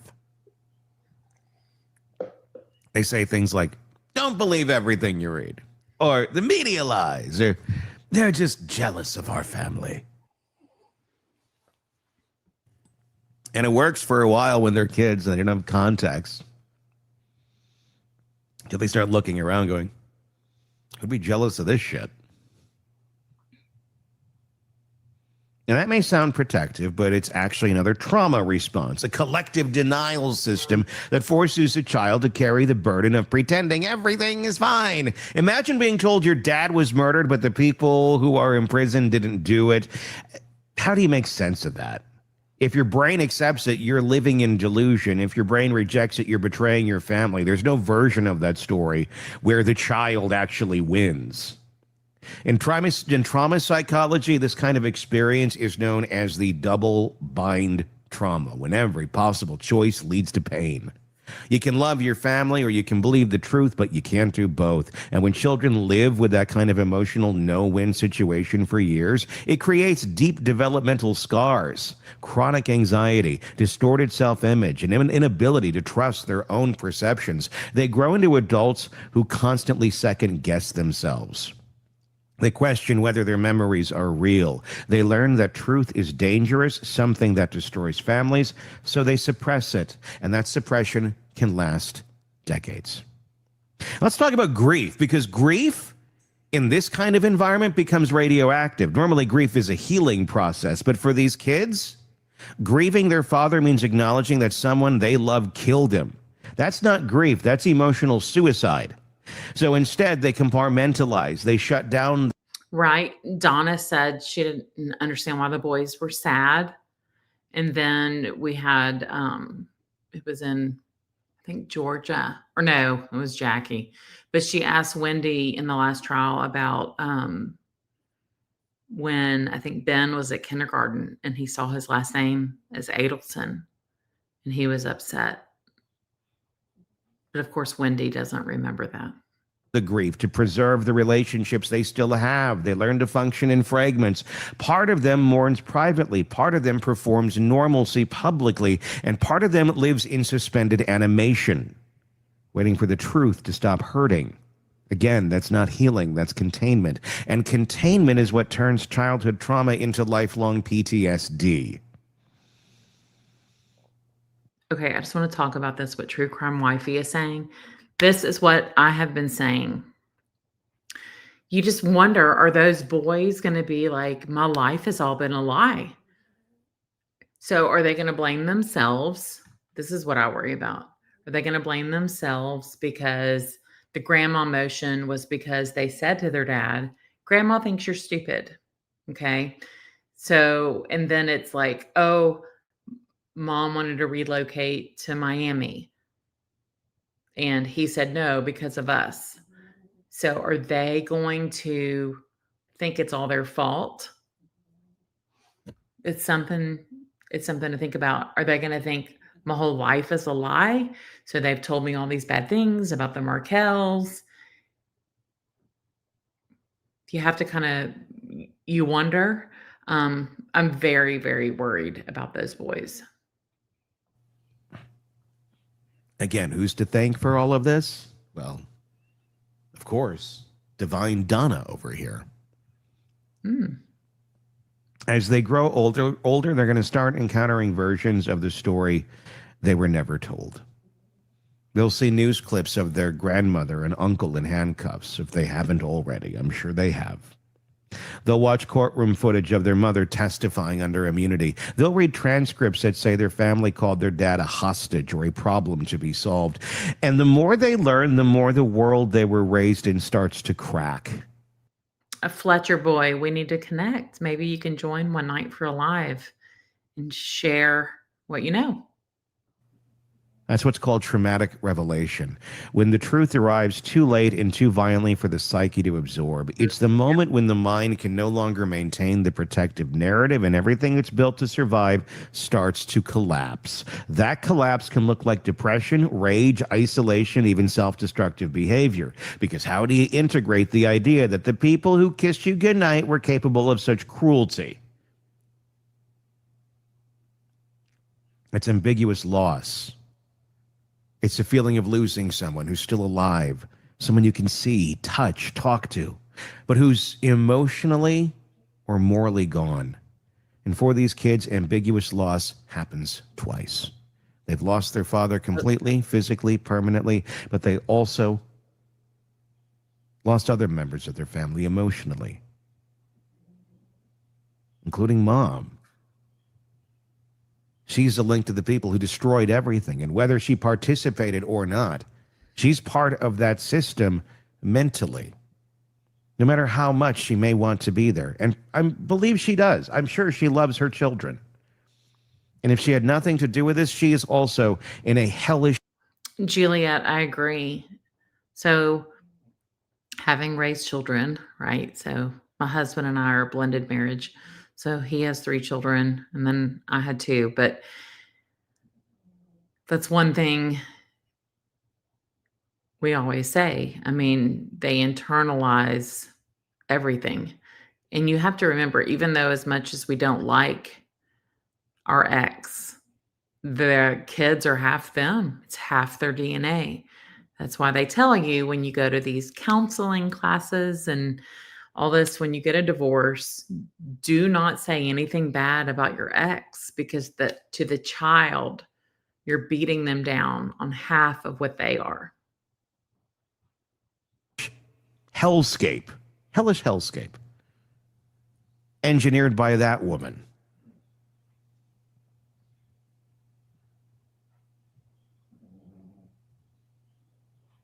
They lost the right to innocence, to safety, to truth, and those aren't things you can ever fully get back. And we have to understand something crucial here. Children are remarkably resilient, but resilience isn't immunity from pain. It is adaptation. They will hopefully learn to survive, but survival often comes with side effects: distrust, emotional detachment, perfectionism, or the inability to form secure attachments later in life. They may overachieve academically to regain control. You're welcome. They may avoid conflict entirely, terrified of anger because they've seen where anger leads, or they may internalize the family's denial so deeply that it becomes part of their DNA. These are the real costs of this case. Not the verdicts, not the appeals, not the headlines. The cost is 2 human beings whose lives are now a psychological balancing act between truth and love in hell. When we talk about justice for Dan Markel, it's easy to focus on punishment. We want closure, accountability, resolution, but the truth is, there's no version of justice that can restore what those kids lost. Because when what they lost isn't just apparent, it's the blueprint for what family is supposed. I agree. I mean, yes, we say kids are resilient. That doesn't mean they're numb to what happened, right? I agree. I mean, the fact that she's even having the younger son wear a jersey with a different last name, his 3rd last name. He's like 15 years old. Supposed to mean. They've watched the adults in their lives weaponize love, money, and loyalty. They've seen how far denial can stretch before it snaps. They've learned that sometimes the people who say they're protecting you are really just protecting themselves. And they'll spend years, decades, trying to untangle which parts of their identity belong to their father, which parts belong to their mother, and which parts were created entirely out of fear. So when people ask, why does this case still matter? It's because those children are still living it every single day. They're living it when they walk into school. And I'm posting the link to this channel, Hidden Killers with Tony Bruesky. I'm posting it in the chat. I have really enjoyed everything. And I want to thank Neverly. She turned me on to him. See a headline pop up on someone's phone. They're living it every time someone whispers their last name in a hallway. They're living it every time they wonder if they're allowed to miss their father out loud. And that's what makes them the true victims, not because they're tragic symbols, but because they're human beings forced to live inside a story that should never have existed. The long-term effects of trauma like this are profound.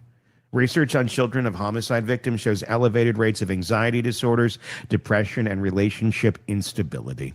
But children of familial homicide, when... Do y'all ever watch the show Intervention? If you've ever watched that show, it talks about what has caused this addiction. I mean, generally, I think every episode I've ever watched of that, it's either they've been abused or there's been some kind of traumatic event. So I think about that with the Markel boys. all the time. And this is what he says, familial homicide. So this is like the Levine March case. One parent takes the life of another. One parent is killed by or through the actions or the other parent's family. Experience something even deeper. Identity trauma. And identity trauma means that every relationship they form as adults, romantic, professional, parental, becomes a mirror reflecting back the question, can I trust the people I love? It's not just about fear or of harm. It's about fear of illusion, fear that love is always hiding a secret. And that's the kind of damage that therapy can manage but rarely erase. It becomes a lifelong negotiation. K-Love, I missed the comment. What did you use? I'm curious. Between memory and self-protection. And this is where we as the public have a responsibility, because while everyone's been obsessed with Wendy's immunity or Donna's sentencing or Charlie's appeals, the children have become background characters in their own tragedy. They deserve to be the center of the conversation, not as objects of pity, but as reminders of what justice is supposed to protect in the first place. And just how dangerous people like this are. Especially when you can see them coming but want to stick your head in the sand. They deserve a world where people stop treating this as a courtroom drama and start recognizing it as generational trauma. These kids didn't choose their parents. They didn't choose this fight. They didn't choose to have their lives weaponized. And someday, when they're old enough to understand everything that happened, they're going to have to find a way to rebuild their own version of the truth. One that isn't filtered through a courtroom or a family PR strategy. It's going to take years of therapy, honesty, and probably a lot of painful distance from the people who raised them. Because something healing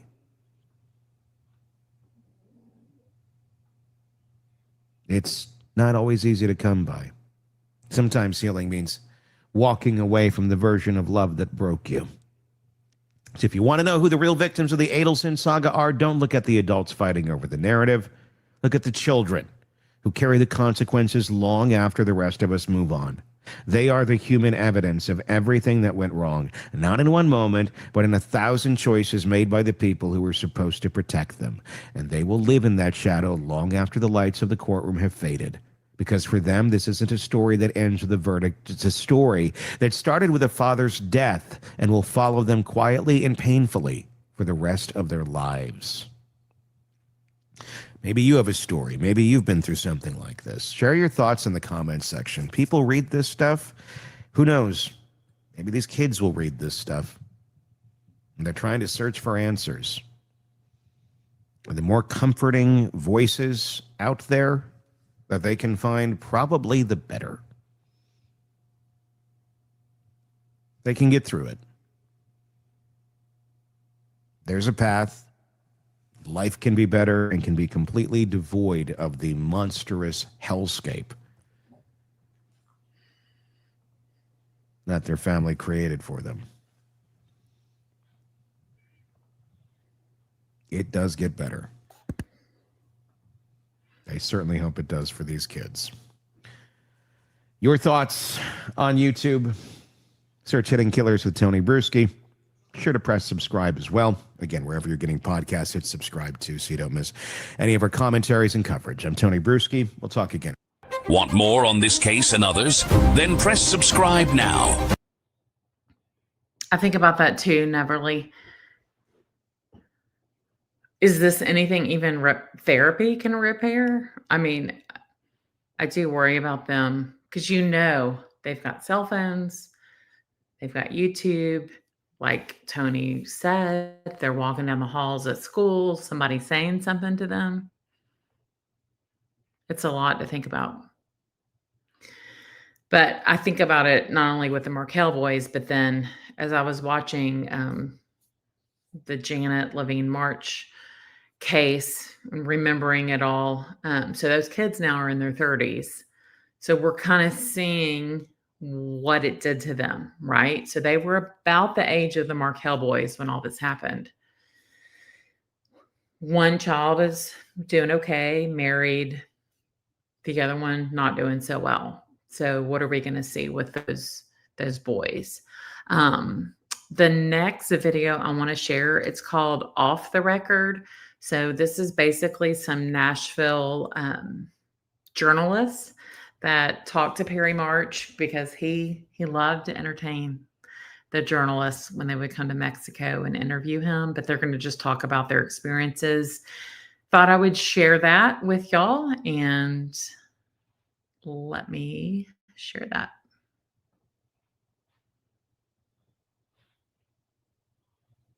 They look like the perfect family. A handsome couple, 2 kids, a beautiful home in Forest Hills. Janet March was an artist. Perry March was a lawyer.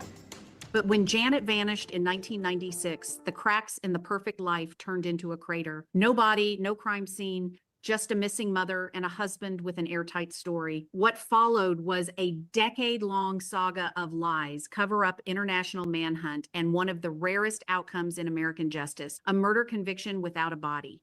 This is the story of Janet Gail Levine. I don't want to say on here true crime wifey, but you could probably guess. March, and the lie that almost got away with murder.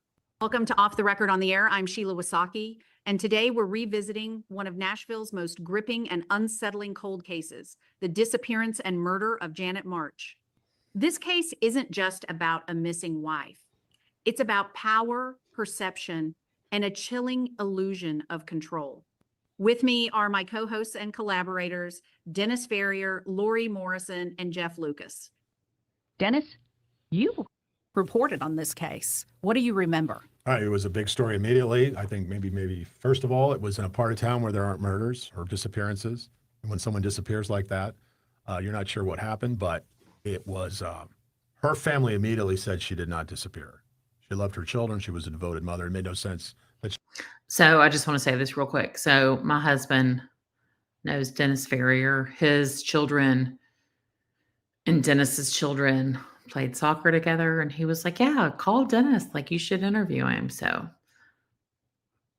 I'm hoping to. I don't really know what I'm doing, but I feel like I can do it. You know, I'm a sales director. I feel like I can have a conversation with him, and Dennis is just a cool guy. she ran off. And her car was missing, and then it was found almost immediately a few miles away, and it was on. It was this incredible, mysterious disappearance. And, you know, everybody suspected Perry March immediately. This wasn't like, oh, what happened? It was like everyone suspected Perry March. So it just... And real quickly, y'all want to know who I thought about a lot watching this all, just remembering it all through the last few days. And then I'll let this play. I don't want to keep interrupting. But I keep thinking about Allison and justice for Nancy, for her mom. I couldn't help but think of that. got huge attention from the get-go. Very wealthy people. Janet March's father, an incredibly successful lawyer, Larry Levine. This was a family, well-known, affluent family, prominent Jewish families in the Nashville area, and just immediately had this quality of a, what in the world happened here? Well, the husband should be the first suspect because what is it, 80% or more of women who are murdered, it's someone they know. And so, of course, you're going to start there. He should not have been surprised to have been the prime suspect.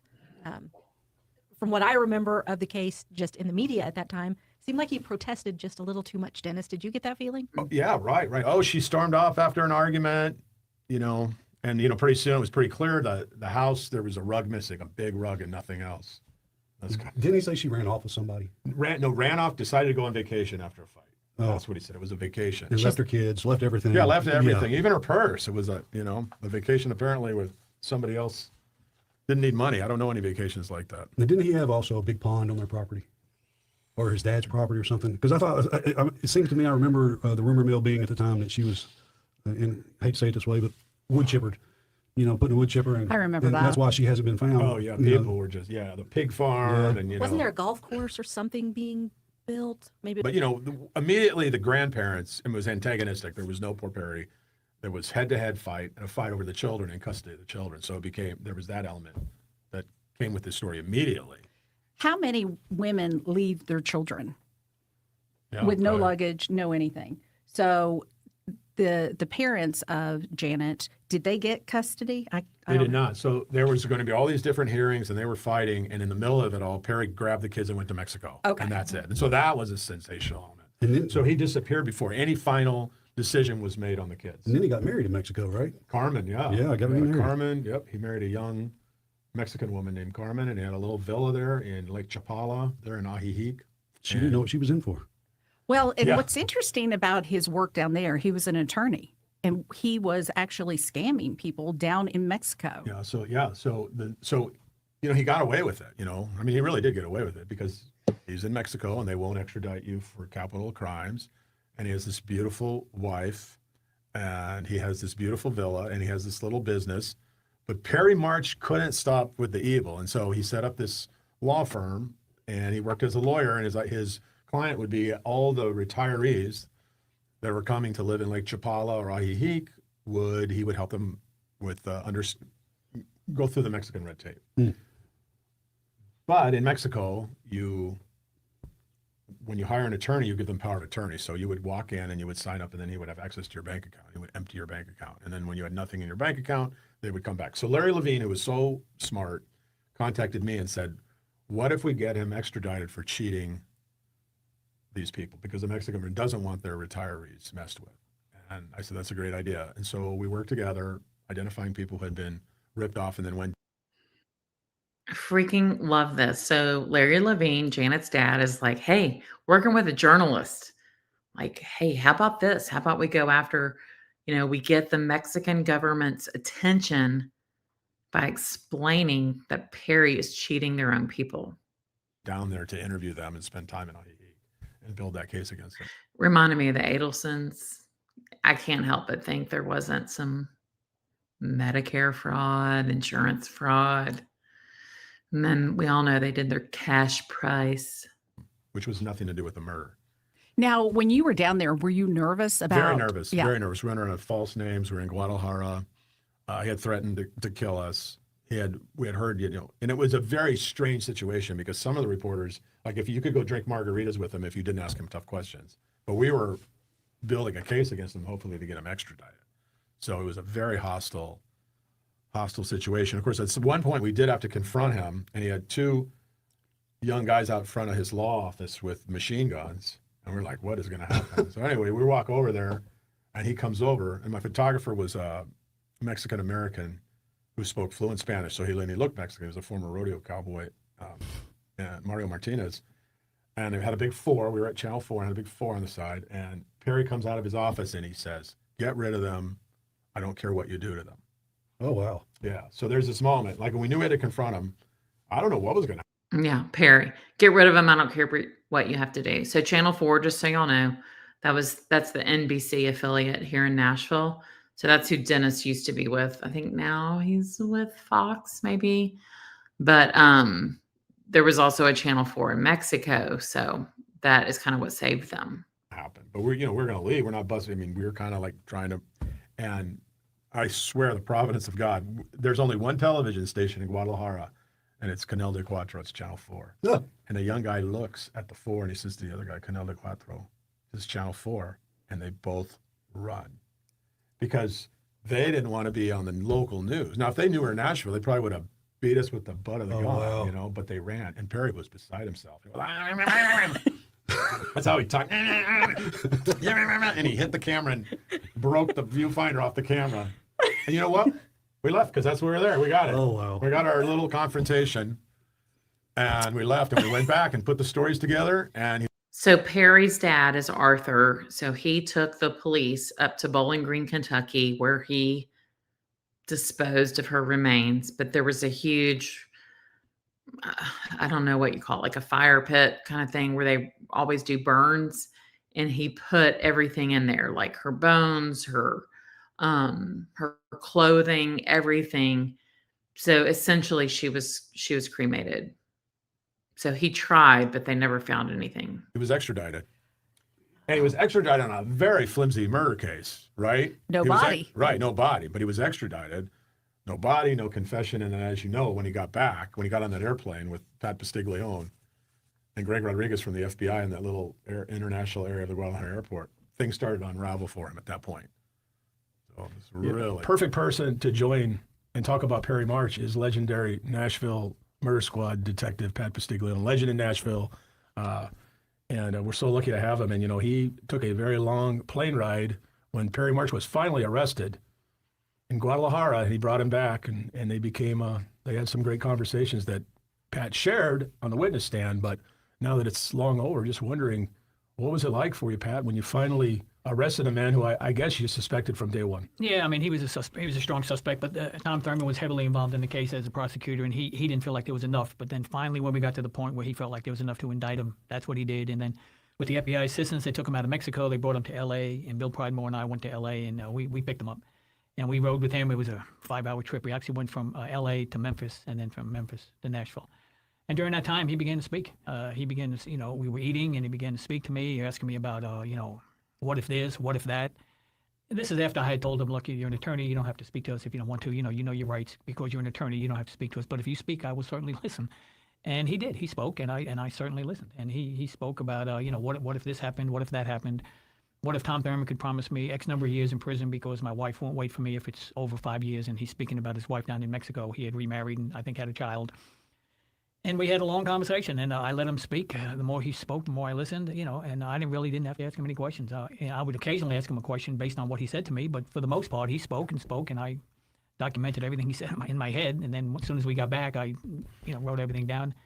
And I recall walking with him. We were going from, after we brought him into the Criminal Justice Center, we were walking with him, Bill Pridemore and I said to him, are you sure everything you're saying to me is true and you actually want to meet with Tom Thurman on Monday? And he stopped and he pointed to his face. He said, look at this face. He said, do you think I'm kidding? I said, well, I hope you're not kidding. And we went on, and then the meeting actually didn't happen and did not happen. And then, things turned, and then his father eventually gave us the information. And, his father ended up actually, testifying against him via video. He wasn't there in person because of his health. But he testified against his son. He said he helped his son because he was his son.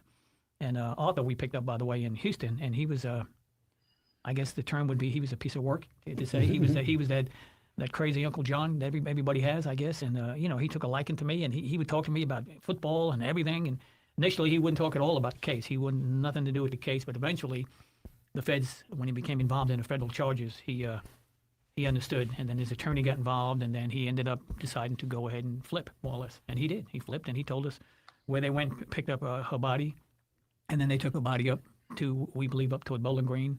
They were building a golf course at the time, and I believe, and Bill Pridemore believes, and Tom Thurman believes that's where he took the body. He told us that he tried to put her in a creek originally. This is Arthur talking. He tried to put her into a creek, and he didn't feel like the water was deep enough. He had her in a bag. She was in a bag.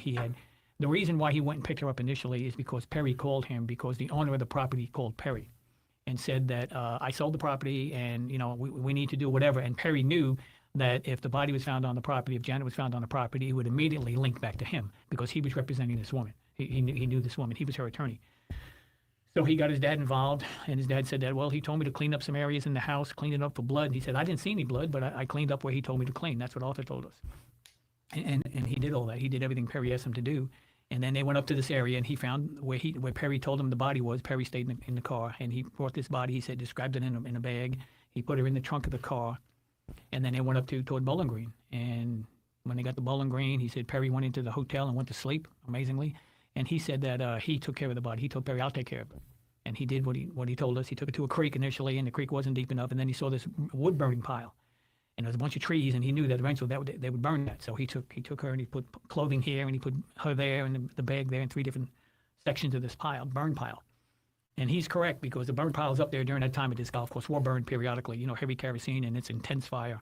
So he was correct about that. And the funny thing is, he said to us, while he was there, he saw a school bus. And Bill Pridemore and I were up there, we were searching, and as we were standing there, here comes a school bus. I mean, almost exactly the way Arthur described it. So we strongly believe. Yeah, thanks for this comment, Tally Gal. If you watched the SDS interview with Drina earlier this week, she mentions that there were other crimes and she didn't want to mention it or go into it on the show. What do y'all think they were? I know I have a lot of ideas, but love to hear what y'all think. Unfortunately, we couldn't find her body to bring to the family, but I think we gave them enough for them to believe it as well. That's where she is. And, Perry, I mean, if he ever acknowledges it or admits it or confesses, I would be shocked. He might do that tomorrow, but I highly doubt it. And I say that because I believe, my opinion is, he's a sociopath and he doesn't have a conscience. And when you don't have a conscience, confessing is the last thing you want to do unless there's some kind of benefit out of it. But in terms of remorse, guilt, regrets, I doubt very seriously that he has any of them, but that's just my opinion. What was your impression of Lawrence Levine? I've told people in the past, I said, if you wanted someone to, seek justice, that's the dad you wanted. He was just relentless, right? Yeah, absolutely. To be honest with you, if that was my daughter, I don't know if I could have been as patient as he was, to be honest with you. I'd have to maybe go to plan B. Lawrence Levine, he came, we met with them, and Mrs. Levine, we met with them, and we told them that the cold case unit, we were going to take over this case. And, because remember, initially he was with the missing persons, and David Miller was a detective on that, and he was running missing persons unit. So technically, yes, she's a missing person, but we believe something else occurred. And then as time went on, it made perfect sense for the cold case unit to take it over. And Tom Thurman was right in the middle of it. And he was all about that. He was in 100% agreement. So Bill Pridemore and I, we worked on that case relentlessly for 2 or 3 years. And then we got to the point we were able to indict. But Lawrence Levine, a great man. His wife was great. They came to my retirement. They came to Bill Pridemore's retirement. Good people. And I don't know how they were able to hold up under that, to be honest with you. I don't think I could have. But you're exactly right. He was a good man. I had no doubt in him when it come to, he believed in us. His wife believed in us. They really did. They believed in us. I know, Neverly. I wonder too, what was Drina saying? There's no telling. I definitely think they had shady business deals. I mean, we know that, but were there other crimes that involved the harm of people? And they were so grateful. And I did get real close with them. And it was a pleasure to know them. And, just under those circumstances, of course. Wow. Just one of the 7 deadly sins being pride. Those of us who didn't know Perry but saw him, and he would constantly do these interviews, under certain circumstances. It seemed like arrogance, hubris, all of those things were part of his downfall. Oh yeah, no, I agree. I think he actually said to me one time. I love Dennis Ferrier. I can't wait to interview him. He doesn't know it yet, but I'm going to. I love that he says hubris. Did I say that right? But that is a word constantly used with the Adelsons. That he on the plane, actually, he was talking about, and he said something about being the smartest guy in the room, and that came as no surprise to me, because of course you did. You're always the smartest guy in the room. He said, until today. So, and then he actually he said to me when we got back to the criminal justice center, he asked me he said he had to use the restroom, so I took him to the restroom, and he said to me, "I never said to you I was the smartest guy in the room," and I can't believe he actually said that. Of course you said that to me. I mean, I didn't make it up. You said that to me. So he's you're right. He's kind of it's kind of hard to pinpoint his personality. I don't know if being a sociopath, in police work that I do, I come across a lot of sociopaths, and not everybody who's a sociopath becomes a killer. But most sociopaths, a lot of people don't realize that they're really incapable of a real live relationship. They're incapable of true love. They're good actors. They're good liars, and they live the lie every single day. And I think Perry was part of that. I really do. He has a relationship with his kids. I'm not really sure what the relationship is now. I know some years ago there were some issues maybe, but hopefully they've been able to move on. It's difficult for them, I'm sure, because they're pulled both directions. So it's tough. But yeah, Perry. I mean, yeah, he was always a character. I'm not really sure. A lot of people had negative opinions of him even before Janet's situation. They thought he was a bully, kind of a turn. Oh, Fletcher boy, yeah, the Marsha Trimble case. That is definitely one to look into. And a lot of people didn't like him. Plus, remember, he got in trouble at the other when he worked at the other place. He got in trouble, and he was putting his sexual content in these books, knowing. Neverly, yeah, he was. I don't know what type, but Janet's parents paid for him to go to the Vanderbilt Law School. Very prestigious. There's no telling what that cost. And they gave them, I was reading, $20,000 a year. I mean, there's no telling. And they helped them build that house in Forest Hills on 5 acres. I'm going to drive by there this week. And an intern was going to read it, and then he got caught. I think they set up a little video camera, and he got caught doing that. And then he had to resign from there, and then he ended up working for Lawrence, which was, mind-blowing. But that's, I mean, he's a character. He really is. And he's where he needs to be. Has he ever reached out to you after? Because I know he did some, didn't he reach out to you after he was convicted? No, Okay, so we're hearing how Perry March just kept reaching out to the media and they were going down to Mexico. So we know he's classic narcissist. But yeah, Charlie did have some insider trading stuff. We heard some of that on the wiretaps. And Drina could have been talking about that, but somebody mentioned about sex trafficking. I can't help but think that too. And I think there could be something with Wendy with that. I don't know. I could be wrong, but I found it odd that her brother partook in a lot of sex trafficking, sex tourism, I think they called it. And then her job was to represent these victims. Well, yeah, he reached out to Nick Barris at 5, who was always very friendly, and kind of let him tell his story unchallenged. He did not reach out to me. He reached out to people who were like, gave that, that there's a style of reporting where you're just tell me your story and I'll just. Right. Tater, so happy you're here. And I love this man, Dennis Ferrier. I just can't wait. Go along with whatever you want. I got you. He never reached out to me because we were high conflict. Actually, I think Bruce Mendenhall, Bruce Mendenhall reached out to Nick Barris as well. Same scenario. Yes, the Levines are still alive. I have not actually met the Levines, but I have met other Levines related to the Levines. Very sad. It's like a dark cloud over that family. Really breaks my heart. But the Jewish community in Nashville is tight. They've had a lot of really good support and love. But yes, they are definitely still alive. Scenario, yeah. He'd reach out to him. He would just tell whatever, and Nick would just take it all in. Yeah, just put it on. I mean, wouldn't challenge anything, I guess. I don't know, but that's the unspoken rule in that. Yeah, when you're dealing with someone. But no, he's never. As far as I know, he's never reached out to me. It'd be interesting to see if he ever did, just to say, you know what, you were right. Yeah. Oh yeah. But I don't think so. Yeah. I mean, yeah, that'd be great. But I don't think he has it in him to do something like that. But you never know. I mean, I never say never. But I mean, I've amazingly, I've gotten mail from people on death row, mailed to my house. Yeah. So somehow they know where I live, which is not real comforting. But he sent me a letter, and he. Can you imagine you're a detective and you're getting mail from death row? I don't mean to laugh, but my husband would freak out. My husband already hates that I do this. I'm not going to lie, but yeah. He's asking me for something, and I mean, so yeah, he could. I mean, if he wants to reach out, he certainly can do that. I just when I worked, I always found it was interesting when you make an arrest and you finally just nailed them down, and they finally go, "You got me, dude. Yeah, sometimes you got me." Yeah. And even though we already knew we had them, it was just that piece of wording. Like, you acknowledged it, we got you. And now we just Perry will. I think you're right, and some of them have done that. Oh, Tater, I think I know the one you're talking about. They were an older couple. Yeah, how about like days before my parents were at a sushi place over in Belmead. It's called Sonobana. We love it. Their sushi. And they were sitting at a table next to them. And then like days later, murder. Nashville is like the big small town, y'all.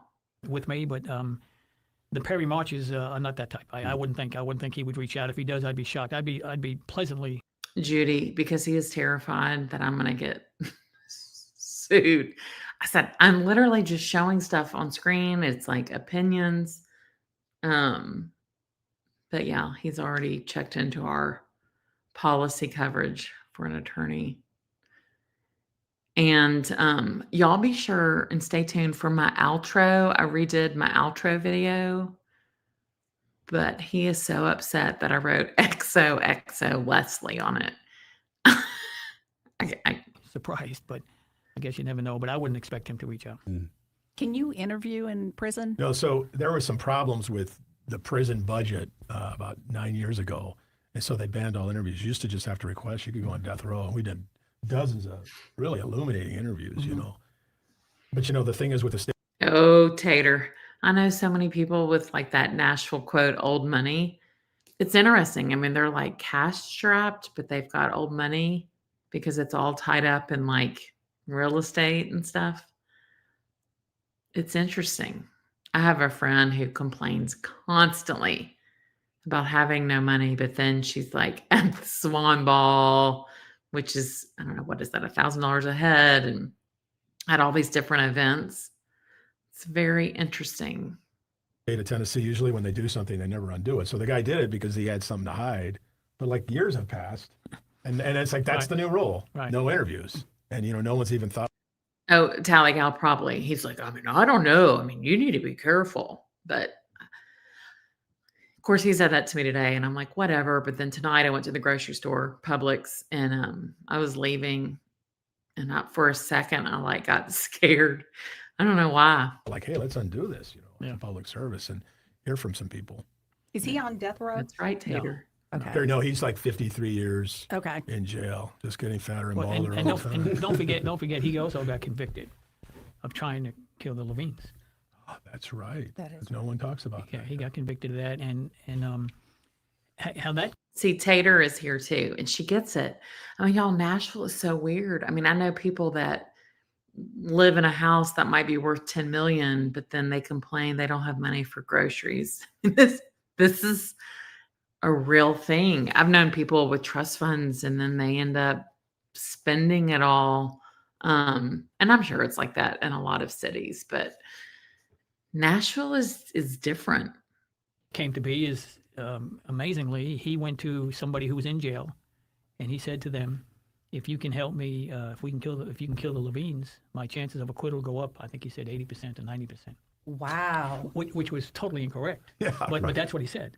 And thankfully, this guy who we became buddies with eventually, he contacted his attorney, who ended up contacting Tom Thurman, who ended up contacting me. That's a really good question. I don't know when this was recorded. It was uploaded by Sheila, whatever, Warisky or something, 3 months ago.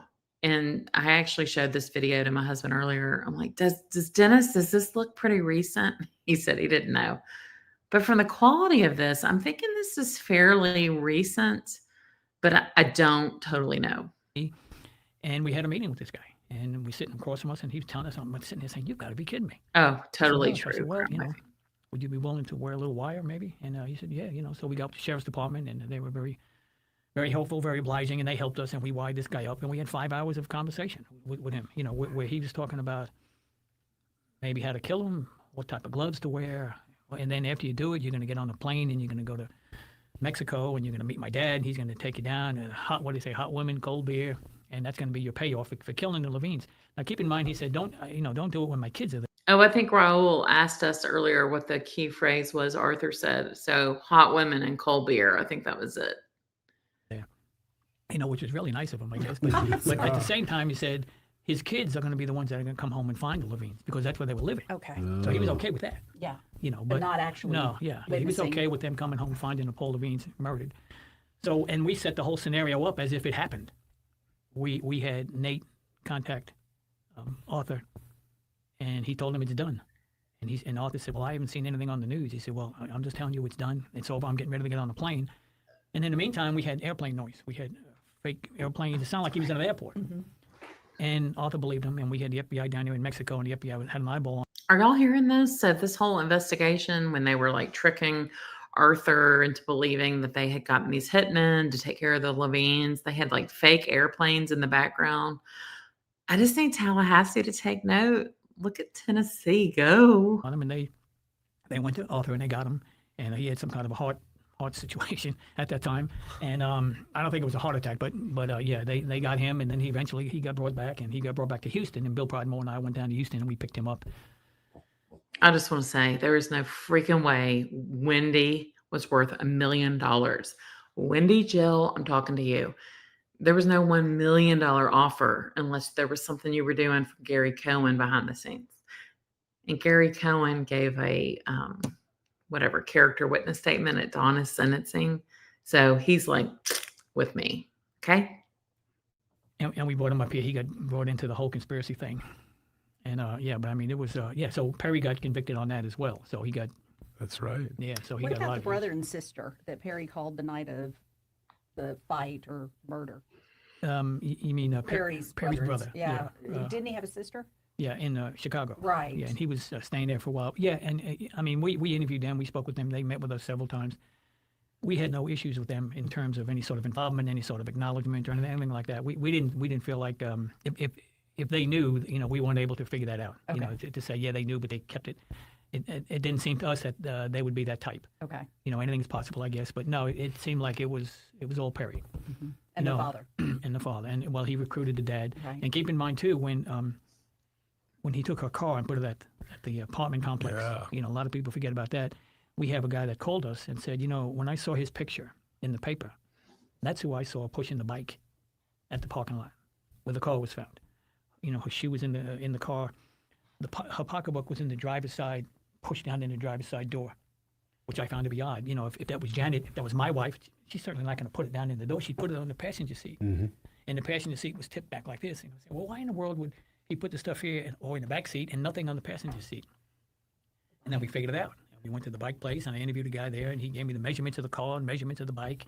And he says, as a matter of fact, I have a car just like that. And I put my bike on the front seat. Wow. And he testified. Wow. He testified, and that's what Good we work. suspect. That's what we suspect that Perry did. He bought the car there. He made it look like she had been kidnapped, and then he rode the bike home. I think it was a 5-mile trip, a 4-mile trip, something like that. And he Yeah, so Perry parked her Volvo at those apartments. It's not called Brixworth anymore, though. It's called something else. But when they found the car, it had like cobwebs and stuff on the wheels, and that's when they changed it from a missing person to a homicide. There are no smart criminals. took the bike and took it home, and that's, you know, he got nailed on that as well. So Wow. If you don't mind me asking, how long did you work the case from it being reported to a conviction? How long? What was that time period? well, like I mean, the conviction 10 years. You know, we're talking coming up on 10 years. No, I mean 1990. the investigation. Like, how long did it take you to really get him to court? Probably 2 or 3 years. We worked on it solid for 2 or 3 years, but the funny thing is, we assisted David Miller and them way back when it first happened with a search warrant of the house. Yeah. And they had that beautiful house there. And we did a search warrant on the house. They did. We assisted them. And I clearly remember Perry being on the back deck, smoking a cigar, just kind of, you know, like he was almost halfway, him and his brother. And I think the brother believed whatever Perry was telling him, you know. So the detectives are at Perry March's home looking for Janet, and he's sitting on the back porch or whatever deck, eating Italian and smoking a cigar. So, but I do remember him smoking a cigar on the back, almost like he wasn't worried about a thing, you know. So, but that was, you know, way back initially. So I was involved with bits and pieces all the way to the very end, you know. And then when he finally went to trial, I think it was I think it was 06. You know, it's coming up on 10 years. Wow. You know, so yeah, it's a long time. These cases, they don't leave you, you know. No, it doesn't sound like it. Yeah. A very special thank you to Pat Postiglione for sitting down with us and sharing the behind the scenes moments on Off the Record on the Air. The Levine family never gave up. They turned their pain into purpose pushing for laws that give grandparents a voice, for custody clarity, for justice when one parent vanishes. And most of all, they made Janet's life matter. It wasn't just a murder. It was a wake-up call, a reminder that behind every headline is a legacy and a ripple effect that can change laws, lives, and how we treat the ones we love. Until next time, remember, nothing stays off the record. Thanks for tuning in to Off the Record. So I love that. They sought legislation as well. So it's like the Markell Act, which is if one parent, I think, takes the life of another, it gives the grandparents rights. It's a bad summary. But the Levines sought that too. And I wonder if the Levines know the Markells. I think they should. Yes, Pat is awesome. Oh, yeah, Steve McNair. So when my son was in elementary school, he was at the same place where the McNair kids were. Very tuned in with all that. And then the other thing, last thing I was going to show, I had just like clipped together some videos of like some local news coverage. And I don't have all the years on everything, but I just thought I would share it so y'all can see like what a freaking narcissist. What's his name? Perry March is. All right, hold on a second. Just take me a second.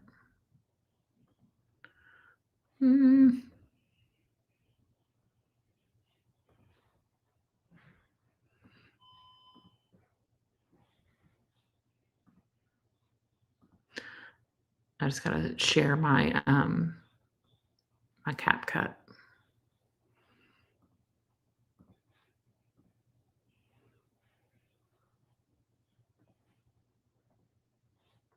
So again, these are just some like clipped together from the local Nashville news. I just wanted to share this with y'all. A jury convicted him in the death of his wife, Janet. We, the jury, find the defendant, Perry Avram March, as to count 1, guilty of second-degree murder. I interviewed him here in prison not long after that verdict in 2006. Would he finally confess? I know for a fact that I had nothing to do with her demise or disappearance, and I'm at a loss. He has some Charlie Adelson crazy eyes, like bug eyes. Do y'all agree? Just like anyone else's. Back then, March refused to come clean. People can believe anything they want. They don't know the truth. He's now served 8 years of a 56-year sentence, and we wondered, has anything changed? March did agree to an exclusive interview earlier this month. And that's Nick Barris. That's who my friend Amy, the news anchor, she was like, you need to meet with Nick. So the state's Northeast Correctional Complex in Mountain City. And no, little has changed except for March's appearance. I'm innocent, and I'm hopeful that the system will work the way it's supposed to. A balding March now appears to shave his head. He's gained some weight, but his story remains the same. Yes, I'm maintaining my innocence. I've maintained it every single day since 1996. That's the year his wife, Janet, the mother of their 2 children, disappeared. March was always a suspect in the high-profile case. He moved away to Mexico, and it took detectives nearly 10 years to build a case before finally taking him into custody south of the border. At trial, Perry is in prison in Tennessee, and he will likely die there. Don't think he'll get parole. Detective Pat Pastiglione testified that March actually approached him on the plane after his arrest. He wanted me to get in touch with the district attorney that weekend, that Saturday or Sunday, because he wanted to plead guilty to the murder of Janet March. And then March's own father, Arthur, testified his son confided that he killed Janet during a fight with a wrench.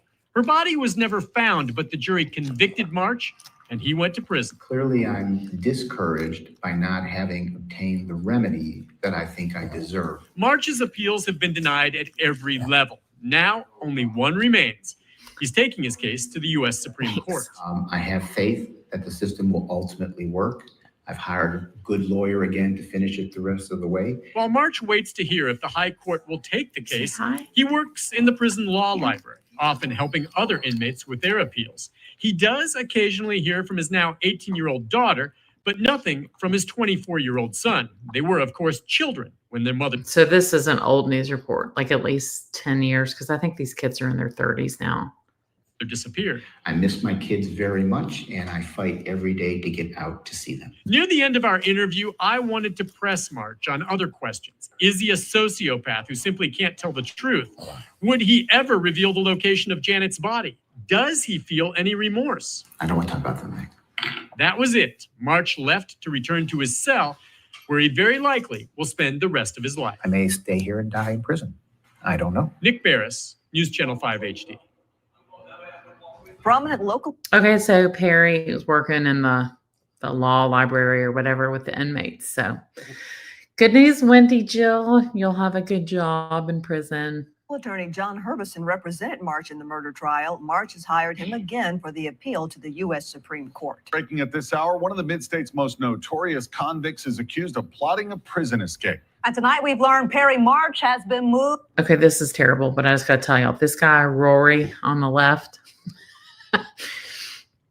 So years ago, when was it? It was like, I don't know, it was a while back. We went to the Michael Bublé concert. I used to love Michael Bublé, but Rory Johnson, so I'm like in early 50s. He's probably 5 years older than me. He was sitting like a few seats down. He had a girlfriend with him that probably could have been his daughter. And he just is so spray tanned. I just thought I'd tell you all that. To a different location. News Channel 5's Nick Barris uncovered the exclusive story and tells us it was a security issue. Perry March has spent much of the past decade in the far eastern corner of the state at a prison in Mountain City. In fact, that's where I went and interviewed him last year, and he told me He was desperate to get out. I miss my kids very much, and I fight every day to get out to see them. At the time, March pinned his hopes on an appeal to the U.S. Supreme Court. But since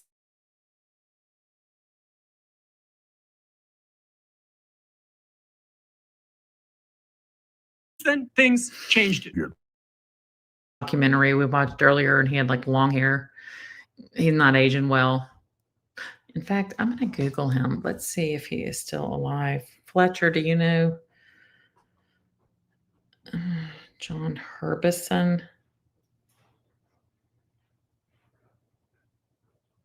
Suspended. Has history of disciplinary issues. That's good. He had lots of disciplinary action, but looks like he's still alive.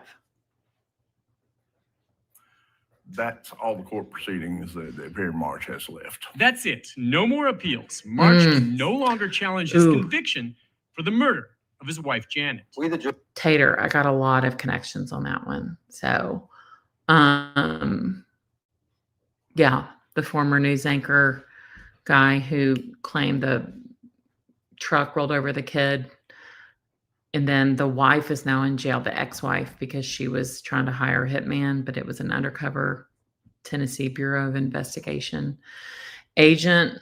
Yeah, that all went down earlier this year. I got all the details on that. I have a friend who knows a lot, and she said, I'll tell you everything off the record.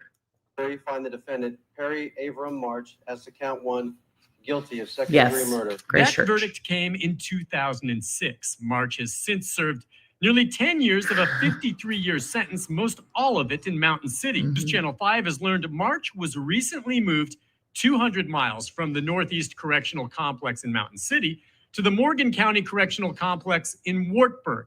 The Tennessee Department of Corrections provided few details, but did confirm Perry March was moved for security purposes. Clearly, I'm discouraged by not having obtained the remedy that I've.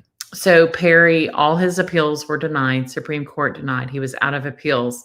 And then they found out he was trying to escape prison, so they moved him to a different prison. I think I deserve. Again, that was March last year talking about one failed appeal after another. Now, with the U.S. Supreme Court slamming the final door, is he looking to escape? We may never know what March's fellow inmate told prison staff about this so-called escape plot, but whatever it was enough to have March moved to another facility where he will spend the rest of his life. Nick Barris, News Channel 5 HD. Now, aside from an escape, there's very little chance March will now ever leave prison alive.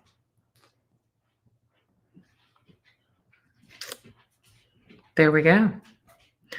And I was trying to find that story about, y'all talk amongst yourself. I did a little short a long time ago on that story. It was, the family is out of Williamson County, which is a suburb of Nashville, but then the son's parking brake or something like loose, and it ran over the son and killed him. And the daughter had been accusing the dad of molesting her. Oh yeah, Aaron Solomon. Here it is. Hold on a second. Let me find this.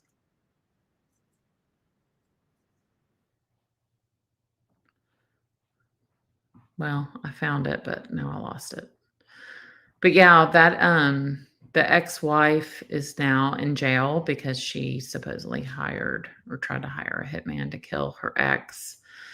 My friend that is the informant says that that ex-wife is totally crazy and that he is a really good man, but I don't know. I'm going to have to dig a little deeper.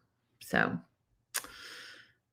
yes, Perry March had a plan to escape. I mean, I'm just telling y'all, looking at him, I don't think he would have escaped. I mean, oof. But I'm going to do drive-bys. I'm going to go by, y'all tell me if there's anything else you want to see. I'm going to go by the house on Blackberry Road, but it looks like it's up a hill and it's hidden. So I don't think I'm going to pull in the driveway. I'll go by the synagogue. I drive by there every day. The Levines, where they used to live. I told you I lived like right around the corner from that. That's what your sources told you, Tater, that the ex-wife is crazy, the Aaron Solomon case, and that he's a good guy. What is wrong with people? I don't know. There's some crazy stuff. Local spot gives a free dog bowl full of draft beer on their birthday. I mean, Kate, y'all, this is my little Katie. Come here. Katie. Oh, I have a bar stool here so she can sit next to me with her blankie. This is Katie. Not after Katie McBanois, but if she had a beer, she'd be wasted. Yeah. This Katie. Oh, I dropped my phone. Oh, Katie is our sweet girl. Yeah. And then y'all need to see Marshall, my golden doodle, and then I'll go. But he's older. Come here, Marsh. Come here. Come here. I want to see you. Come here. You say hi. Marsh. Marshall is a flat-haired golden doodle. So, basically, everybody thinks he's a golden retriever puppy, but he's over 10 years old. And this is Marshall. And yeah, he's like 45 pounds.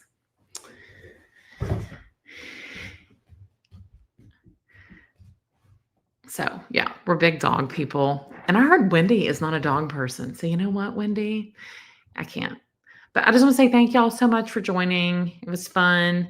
And please watch my outro. It's like 25 seconds. And my husband told me it was way too long. But I'm really excited about my outro. So I am going to play it. And y'all have an awesome